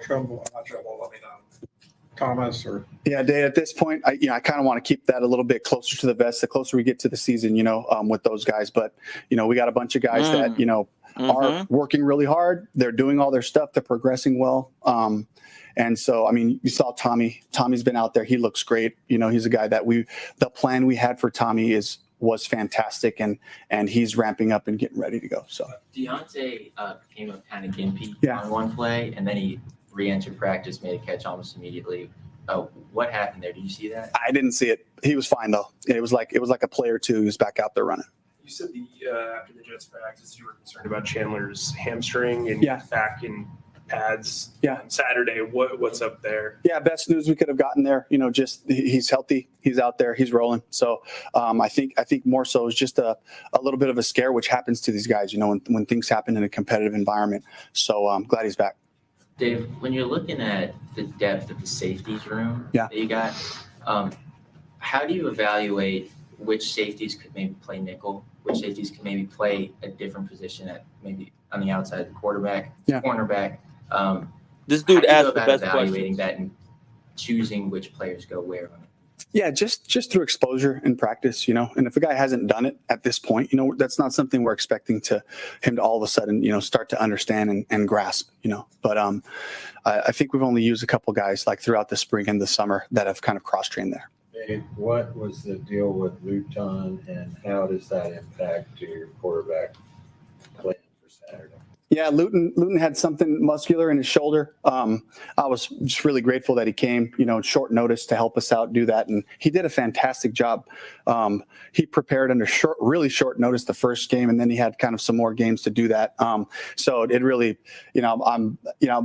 unfortunately, he isn't able to, finish this part with him. But again, another great opportunity for Jack Plummer, to get these valuable reps that is this time of year for a lot of the quarterbacks around the league who just aren't going to play for a while, because all of us plan on playing our starter the whole season, And so these are just such critical reps for him right now. And I'm so glad that he was able to take a step from week 1 to week 2, make some more throws, looked a lot more comfortable.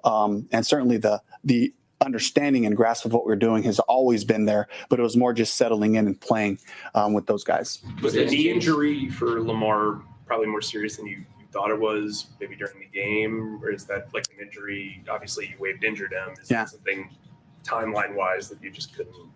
Again, I want to stay away from timelines right now. Was Jake's injury, or does Jake's injury impact your decision making on whether to play Andy Dalton in this game, Bryce Young in this game? It could. We got to evaluate Andy all the way through the week, see what we feel about there. And Jack's playing. He's going to play at some point. So, Dave, with the corners that were out there kind of today rotating through, how different is it when you're kind of looking at a guy on off season as maybe a depth player, and now all of a sudden one of those guys probably has to start in New Orleans? What a great opportunity, right? what a great chance for these guys to apply all the things that they've been learning, the things they've been going through for camp, and especially just all the valuable reps the information we have on Deshaun Jameson, on DiCaprio Bootle, on Lamar Jackson, and then we had 2 corners who just showed up today, and so we get to evaluate new people as coaches. Like, I hate when guys get hurt and we don't have them, but then there's an excitement that I also have to kind of, hey, let's check out a couple of these new guys, and see if they can help us going forward. But it's about the opportunity, and it's a great opportunity for them to showcase what they can do as we make decisions after this next game. You went back and looked at Saturday night. Shaw played outside a good bit. Yeah. How did that go for a guy who was kind of learning nickel on the fly? He did fantastic. He's played outside his whole career. Has had a little bit of nickel exposure, but that's the guy we drafted, to be able to play outside. And, we're counting him to help us in some capacity this year, so he really showed us something cool in the game last week. Dave, We'll do a couple more questions. You told us a couple of weeks ago that the deep ball was going to be coming in practice. Yeah. It seems like the last couple of weeks we've seen it more. Yeah. Is it hard to not want to come in and push that right away? And what's the benefit of sort of building up to it instead? I would love to come out and rip 50-yard touchdowns from day one on. That's my heart and soul. Quickest way to win a game is straight line, A to B, throw it to that guy, touchdown. And that sometimes the games work out that way. Our defensive scheme is fantastic. They play their leverage as well. They know how to use their help on these plays. We got guys who understand the scheme, who can run. It's challenging, especially in practice. So they've made it really hard, and we've gotten some. We got one today. We got a couple balls pushed down the field and some near misses. It's like those near misses are the ones that it's just like, that's time on task. That's me to you factor. Learning this player. How does he maintain his speed down the field? Does he have another gear, or does he top out? And I got to give him a high ball to maybe high point. We got a bunch of big, powerful guys in that room. So I think it's also just learning the chemistry of how to throw these balls to different players down the field. We're going to do Sharon, then we're going to do Joe. Okay, Coach, back here. You were just saying that next week, obviously, you're going to have some tough decisions. Yeah. Like, how big is this game for guys who are really fighting for a roster spot, and how much of a difference can what they do in this game make when you come down to it? It's huge. These opportunities, we hold them with the highest regard as a coaching staff. Certainly the players do too. So that we go into all these games with a game plan. We treat these games serious because we know this is an opportunity for these guys for their careers, whether it's here or somewhere else. And we have to regard every practice the same way. These next 2 days, today and tomorrow, these are full padded practices, and we're playing ball outside of not tackling each other to the ground. We're playing ball, so we use all of it to evaluate. But the games, right, to be able to refocus when you're tired, to refocus after a great play, to refocus after a poor play. That tells us so much about the resilience and character of these players. And it's huge, especially for how quickly it gets turned around and we have to make those decisions. I want the decisions to be hard. I don't want them to be crystal clear. I want it to be so gray and marginal that we have to factor all the things in, special teams, assignment wise. What did he do when he had the ball in his hands on defense? Did he make the play? Did he catch the interception? Is he striking people with his pads? All of those things are so critical. On interceptions, I know creating takeaways is a big point of emphasis. We saw Trevin have another pick today. What is it you've seen in his game that makes him, is he just a dude that's got good ball skills, or what is it with him? I think he's just a natural football player, first and foremost. And while he still has a ways to go, learning the scheme and doing all that, when he's comfortable, he's big and he's fast and he's got great hands, and that's such a rare combination at the inside linebacker spot. But we really have 3 fantastic linebackers in terms of catching the ball with Shaq, with Josie, and with Trevin, and let me give a shout out to Pete Hansen, and working the drills and making sure they're constantly coming out of their breaks, catching footballs, and being the ball awareness is such a huge thing for our defense. They've done a fantastic job of emphasizing it, and then the talent comes into play. So he has great eyes with his QB's intentions and finishing on the ball. Thank you very much. Thanks, Coach. Thanks, Coach. Thank you. Thank you. Have a good day. You too. Good day. All right. lot of stuff that we already knew. I'm not gonna lie to you. I enjoyed the fact that he said that he is considering playing the starters. So I like that. I'm not gonna lie, it's a consideration, but we'll see. What you guys think about the press conference? He's Aggie today. My man was Aggie today. Yeah, he was. He did seem a little irritated. I think he's getting tired of Panthers media. I ain't gonna lie to you. I think that's really what it is. Yeah, he's getting tired of Panthers media. Tony, what you thought, man? I see go a ahead, couple Red. of things. I see a couple of things that I thought was interesting listening to him. Makes me think back a couple of years ago when Arthur Smith first got his opportunity after being a coordinator and a head coach. Mm-hmm. He started off sort of, I think, paying attention to what he was hearing, and then we commented on this a lot. You have to wonder if he's feeling some sort of pressure now, and if so, from where to possibly put his players out there now, whereas he's held them out for the first two. Most people, and y'all know I made this comment earlier, one of the reporters asked, do you have any concerns with putting your frontline guys out there against third and fourth string guys that might be looking to sort of, itchy to make a name for themselves? And he said no.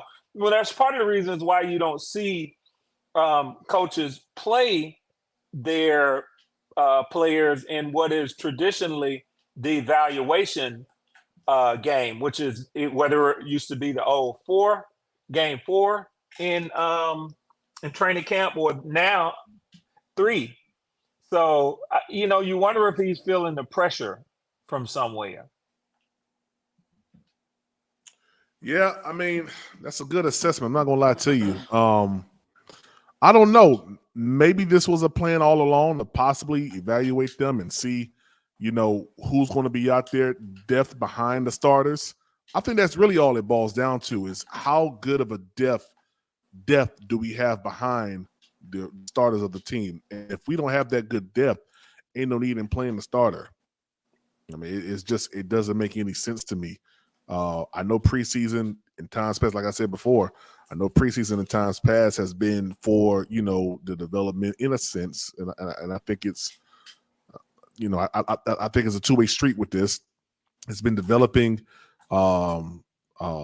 players coming in, but also to see how congruent or how collaborative your offense can be or your defense can be with the starters from last year.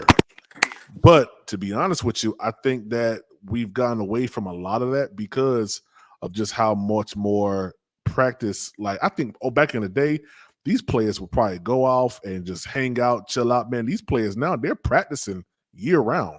Like they're training their bodies. I should say training. They're training their bodies year round and not just coming to camp looking crazy, looking sloppy.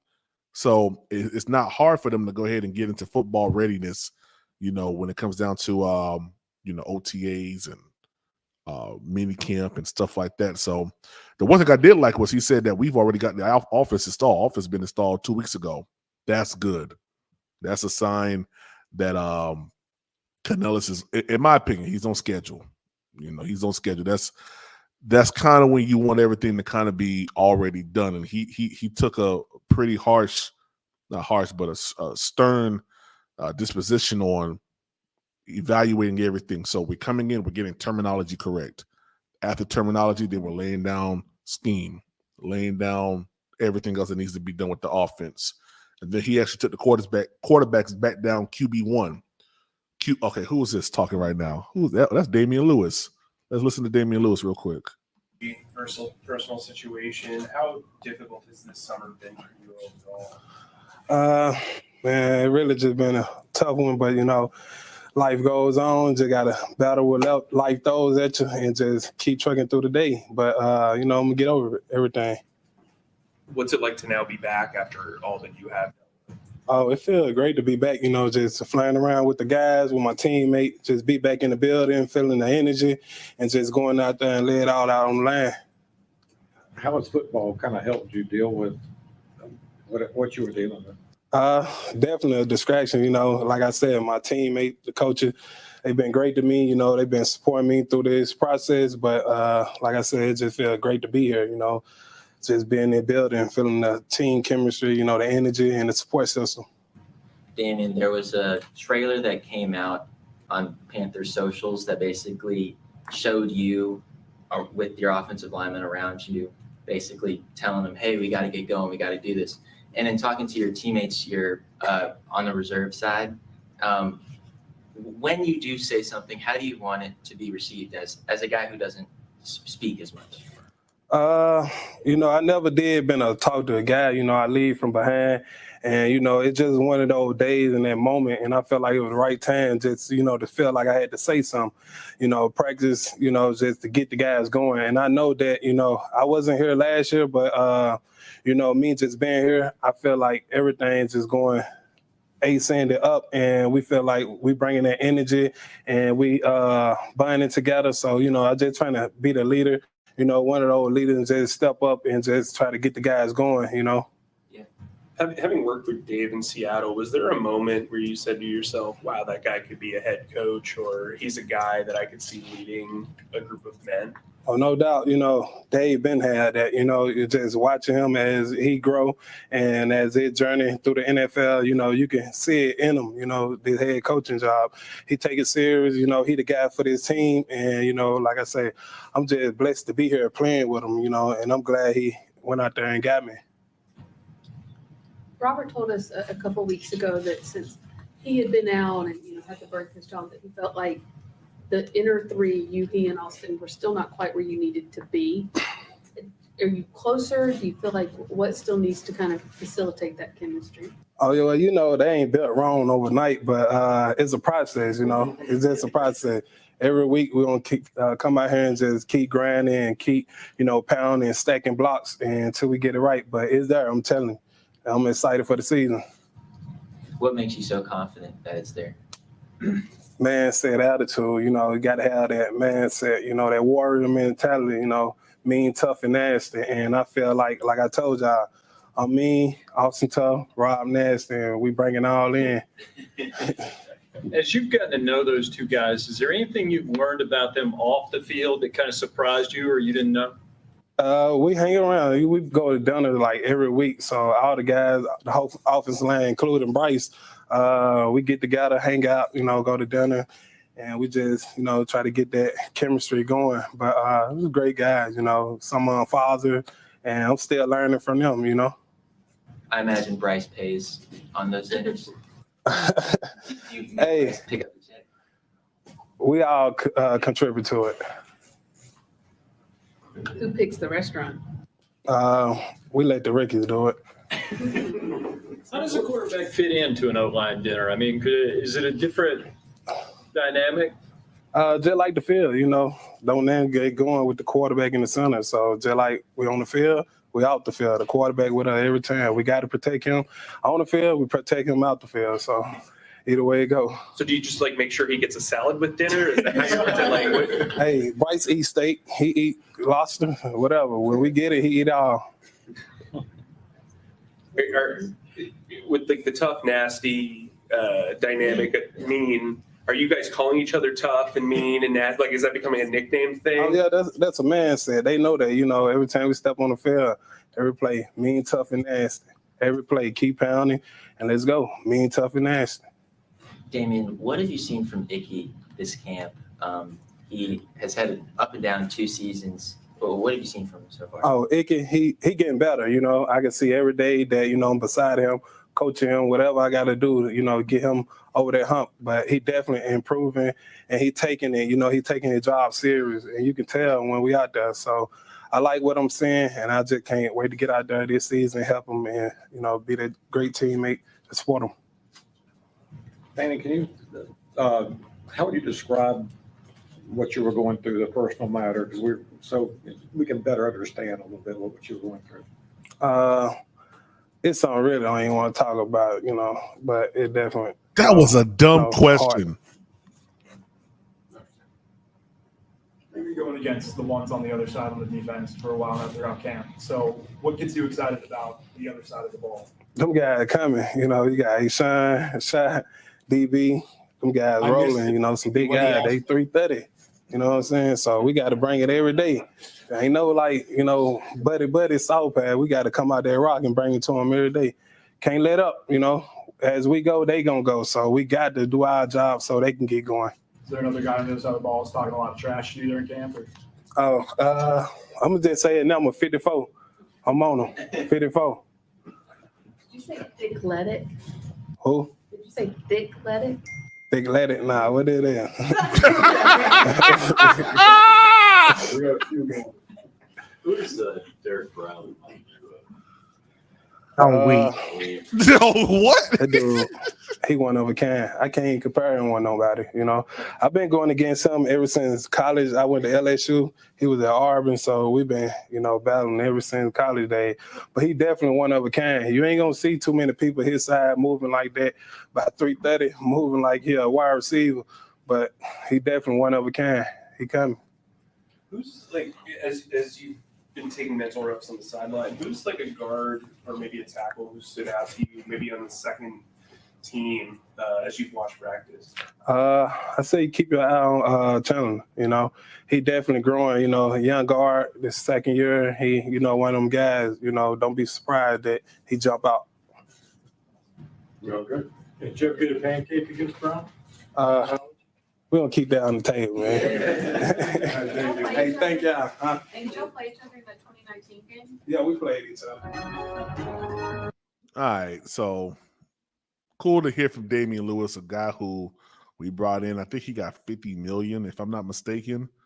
Yeah, I didn't know what she was saying. Thick something. What the heck? I didn't know what she was saying, but it was the wrong time to be asking those type of questions.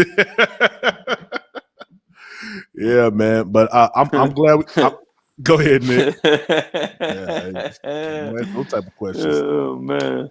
Not in 4K. You don't ask some kind of question. Damian Lewis is. I like that clip. That first question they asked. I love that clip.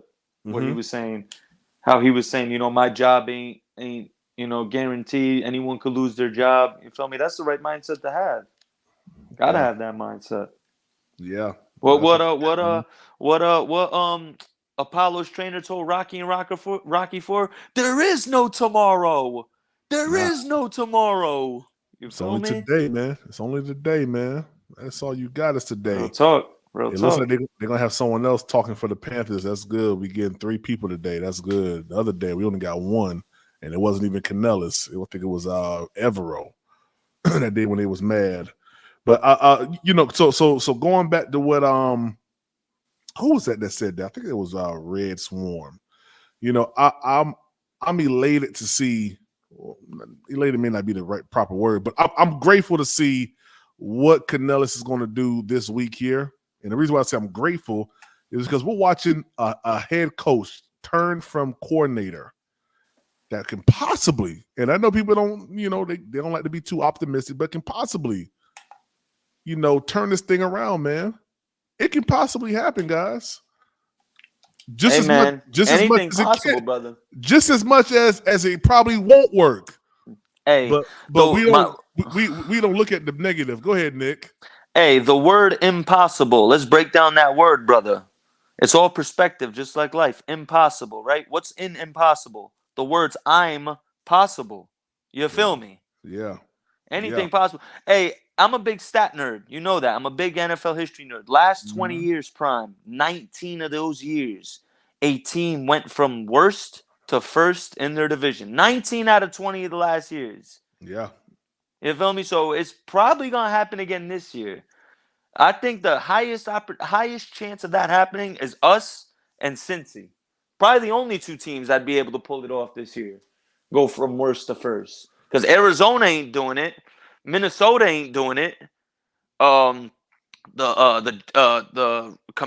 Maybe the Commanders in the NFC East. I don't think that'll happen.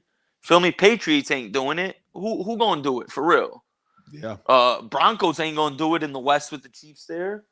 You feel me? Somebody gonna do it. Hey, listen, I totally feel you, man. I understand completely, and I think that this goes back to the preparation that Dave Canales put these guys through, man. You know, getting everything done early, coming in with the objective to really to really put a stamp on this offense. And I told people, I said, he has to do that. He has to put a stamp on the offense. He has to come in and he has to get this offense together early on. So there's no excuses. It can't be no excuses. All you had to worry about was the offense. So I'm glad that the offense is already installed.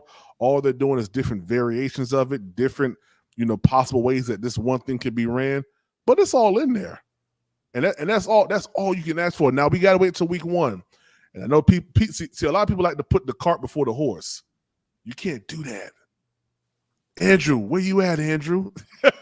Where you at, Andrew? I'm here. Andrew over there punching the wall right now, listening to me. No. Hey, listen. I've been around too long to say nothing can't be done, okay? I was just going to bring that up, what Nick was saying before he jumped in there, because I've seen it. I remember Jacksonville did it one year. But the team, I don't know if the Chargers might. I think the Chargers might be under Harbaugh, could possibly do that as well. Definitely dangerous. I think. Huh? Definitely a dangerous team. The Chargers. Definitely a dangerous team. Mm-hmm. Nothing's impossible. I've seen it. And exactly. Perfect example, Andrew, what you said. I think that's 98 you're referring to with Jacksonville when they went 14-2. No one saw that coming. Absolutely no one saw that coming. The Panthers, let's talk about the Panthers. Our first year, our inaugural season, we went to the NFC Championship game. No one saw that coming, bro. No one. Anything's possible. That's why I've always been big on how teams play, not individuals. Okay, if you get that's why that's the one thing I liked about Canales was that I watched how he rallied those guys in that stretch run at the end of last year. That offense was not good in the first probably 7-8 games of the year. They came out okay. They were 3-1, I think, and then they lost 6 out of 7, and then they turned around and when he got that thing clicking, they were a top offense. So I think that if I'm not one of these guys going to judge a coach who. I mean, you're already here and say he's on the hot seat. He hasn't coached an NFL game yet. Who said he's on the hot seat? Who said that? Fucking game. Eyes Bryce. QB1. Really, I trust in the coaching staff. They have their best interests at heart. Obviously, they manage the team. They know what they're doing.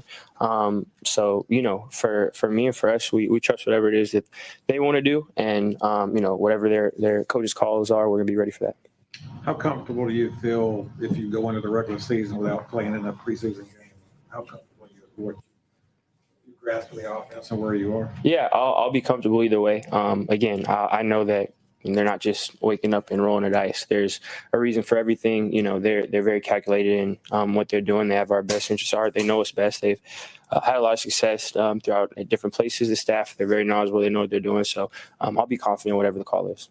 Bryce, from a concept standpoint, how different is this offense than last year's offense? Yeah, there's some differences for sure. It's football at the end of the day. There's always going to be carryover, going to be similarities, but there's definitely differences, a lot of differences in the nuances of how we do things operationally.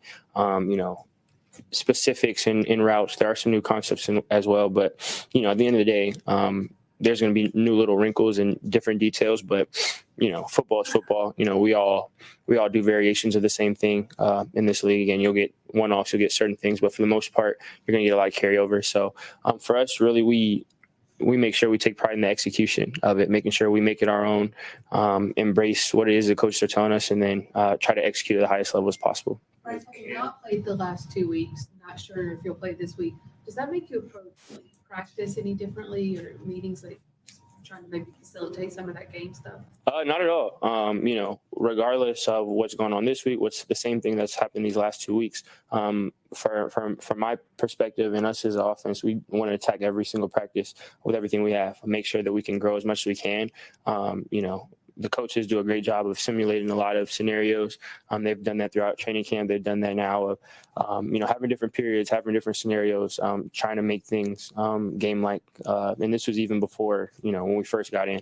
So for us, it's making sure we can get the most out of that, no matter what. And that's going to be the same thing throughout the season. We're not going to base it on, what game plan we have in or who we're playing, what the circumstances are. Obviously we can't get in the habit of doing that. So we attack every practice the same. Bryce, with camp breaking last week, are you back in your own place? Yeah. How nice has that been? What was like the one creature comfort that you were most looking for? My bed. Yeah. Could you expand on just kind of how on that and on how that transition from camp life to preseason? Yeah, I'm grateful for the time. Again, it's a grind. It's tough, but it is special. It's definitely formative for us as a team. Us spending all that time together, on the field, off the field, having those days at schedule. Again, being in the same area that we are, same building, same hotel. So all that stuff does. I think it does bring us closer. So I thought it was a really good time for us. It was really beneficial. And then now on the other side of it, although there are certain things that change, it doesn't, we have to make sure we have the same mentality. There's no relax. There's no let up. There's no, it's not all right, now we can chill out during practice. There's no one out here. So, it's not as, we have to make sure that we're still, pushing the envelope, make sure we're still giving our best. The rest of the practices throughout the year, there aren't going to be fans out there. So we can't rely on that. We got to bring our own energy, our own juice, make sure we're internally motivated. And we have to keep doing that throughout the year. Bryce, with Shaq coming off the hamstring injury, you've seen a lot more of Trevin Wallace. I was just wondering what sticks out to you about him from the other side of the line. Yeah, he's really athletic. He's made some plays throughout camp, made some plays today. He does a really good job, instinctual guy, and how quickly he can decipher stuff, make plays. That athleticism, it really pops on the field. So I'm super excited for him. He works hard.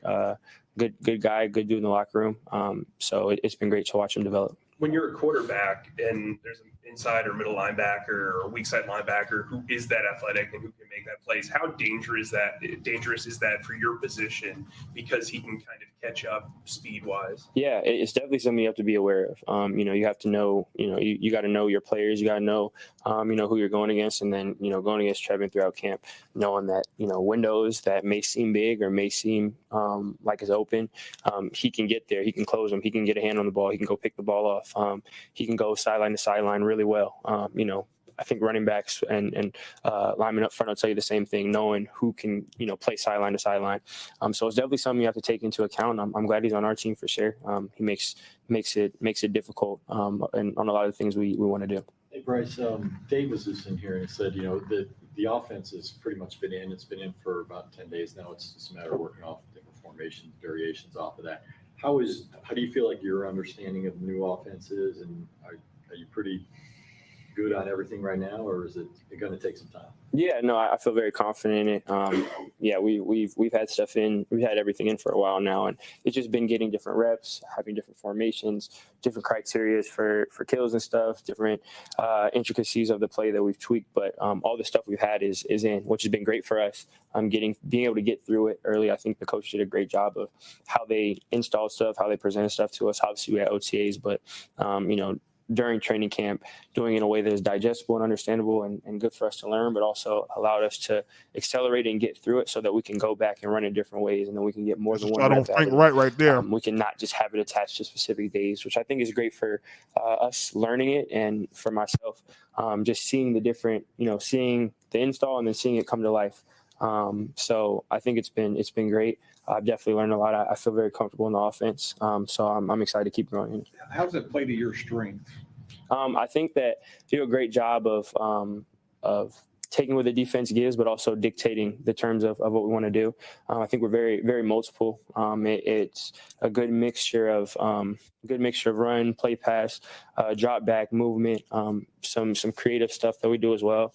And I think just being able to have different ways to get and attack similar things. I think that's really important. Again, that's something we talk about a lot as a unit, making sure that, we can be as, we can try to be complex in how we make things happen. But, for us, making sure that we're consistent in the stuff we do. And also there's a lot of defined rules, which really help. There's a lot of things that watching last year, Tampa, obviously, same division. So we watch a lot of the same things, a lot of plays that you're like, man, those are super. I'm Millie, a content creator, coach, and business owner. If I had to start my business from zero, I would have focused on building out my client. A lot of rules that define stuff, a lot of versus this look, we're getting to this exact depth, this exact amount of steps, things like that. So just us being able to be on the same page throughout all of that is making a lot of that clear is really helpful for me, helpful for the entire unit. So again, it's exciting for us to continue to build off that. Having those rules is to kind of make it not like paint by numbers, but like kind of a cheat sheet to know like this is how I react when this happens, sort of thing. Yeah, for sure. Obviously we're gonna, their defenses are obviously really good at this level. A lot of different schemes, a lot of different stuff, and you're not always gonna be able to predict what happens, and it's great. There's always gonna be times in the game where you're not 100% sure about something, or there's going to be an unscouted look, and for when that happens, us to have a foundation and structure to fall back on, I think that's super beneficial for us. What have you seen out of Michael Barrett? He's an undersized guy, other side of the ball, but what's he like to go against? Yeah, another super hard worker. You could tell he cares how he plays and the effort he has. I think it really shows, and it's huge for us, like you said, especially on that side of the ball. Just that tenacity. For all of us, it speaks big for us as a team. That's who we want to be, and I think he really embodies all that. So it's been great to have him. Is getting you outside of the pocket, is that part of what makes you more comfortable, or how is that helping?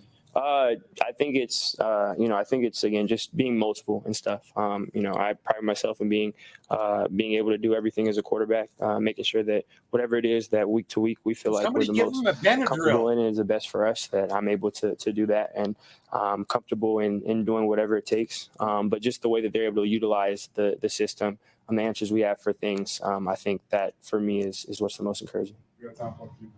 Going back to what you were saying about the defined rules, is that not always the case in an offense? Like, what sets this apart? Yeah, and that's not anything with, there's always gray areas. Throughout my entire life, there's some, there also, there's obviously a gray area, and there's also a balance of, you don't want everything to be, hey, on this play, we're exactly doing this no matter what. You want there to be freedom. You want to make sure that people are able to play free, and I think we have a good mixture of that as well. But there are just some, I think for us, just some base concepts and some root things that we do a good job of defining. And again, that's not, I've had that before, that there's stuff that's happened in the past that are like that. Every offense is differently, works differently, has different belief system. And you've seen a lot of successful offenses that do things different ways. I think for us, just, the way that we define stuff right now, I think it's been really clear. The stuff that they've given us freedom on and stuff that they want us to play freely in, I think has been really good, to have as a mix up. So I think it's just a balance in the way that we do things here. That's really been encouraging. Mechanically, do you feel like there are throws that you are making better than maybe you have in the past, just from working with your trainers outside, just understanding and functioning within the offense, just from a mechanical standpoint? I'm always trying to improve, always trying to be better. I've been just working to perfect my mechanics, perfect everything in this new system and how to process. So my hope and goal is to always be improving. You learned to slide? I guess we'll see in the season. Have a good one. That's what you call a tease in our business. I believe working on that.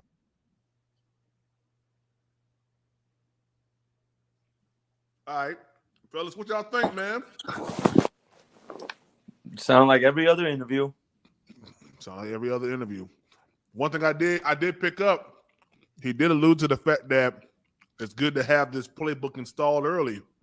That was a direct shot on Frank Wright. Direct shot at him.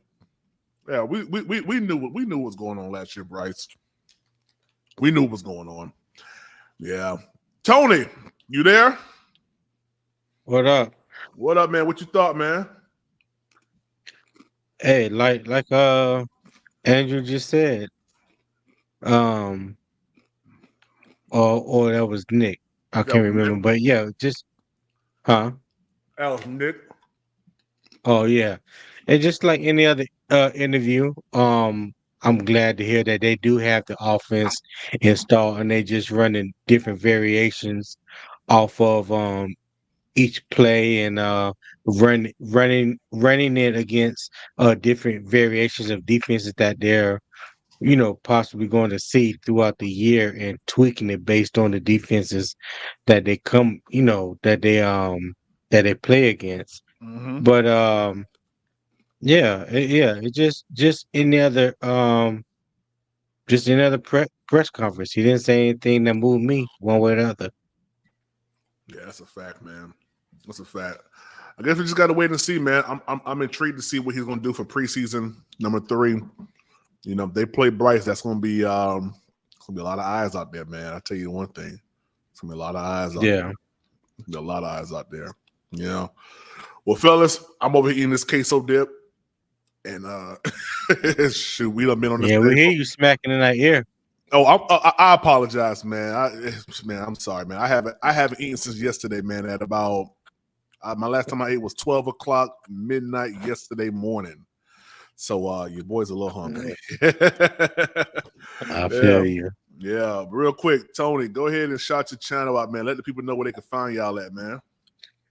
Hey, man, you can find us on all social media platforms at Two Fans in the Stands. You can find us on Twix, which we dub, which is the mixture of Twitter and X, at Two Fans ITS. We'll greatly appreciate it. Come chop it up with us whenever you have time. That's what's up, man. Nick, talk to the people, man. Last words, Nick. Go Panthers, first and foremost. Okay.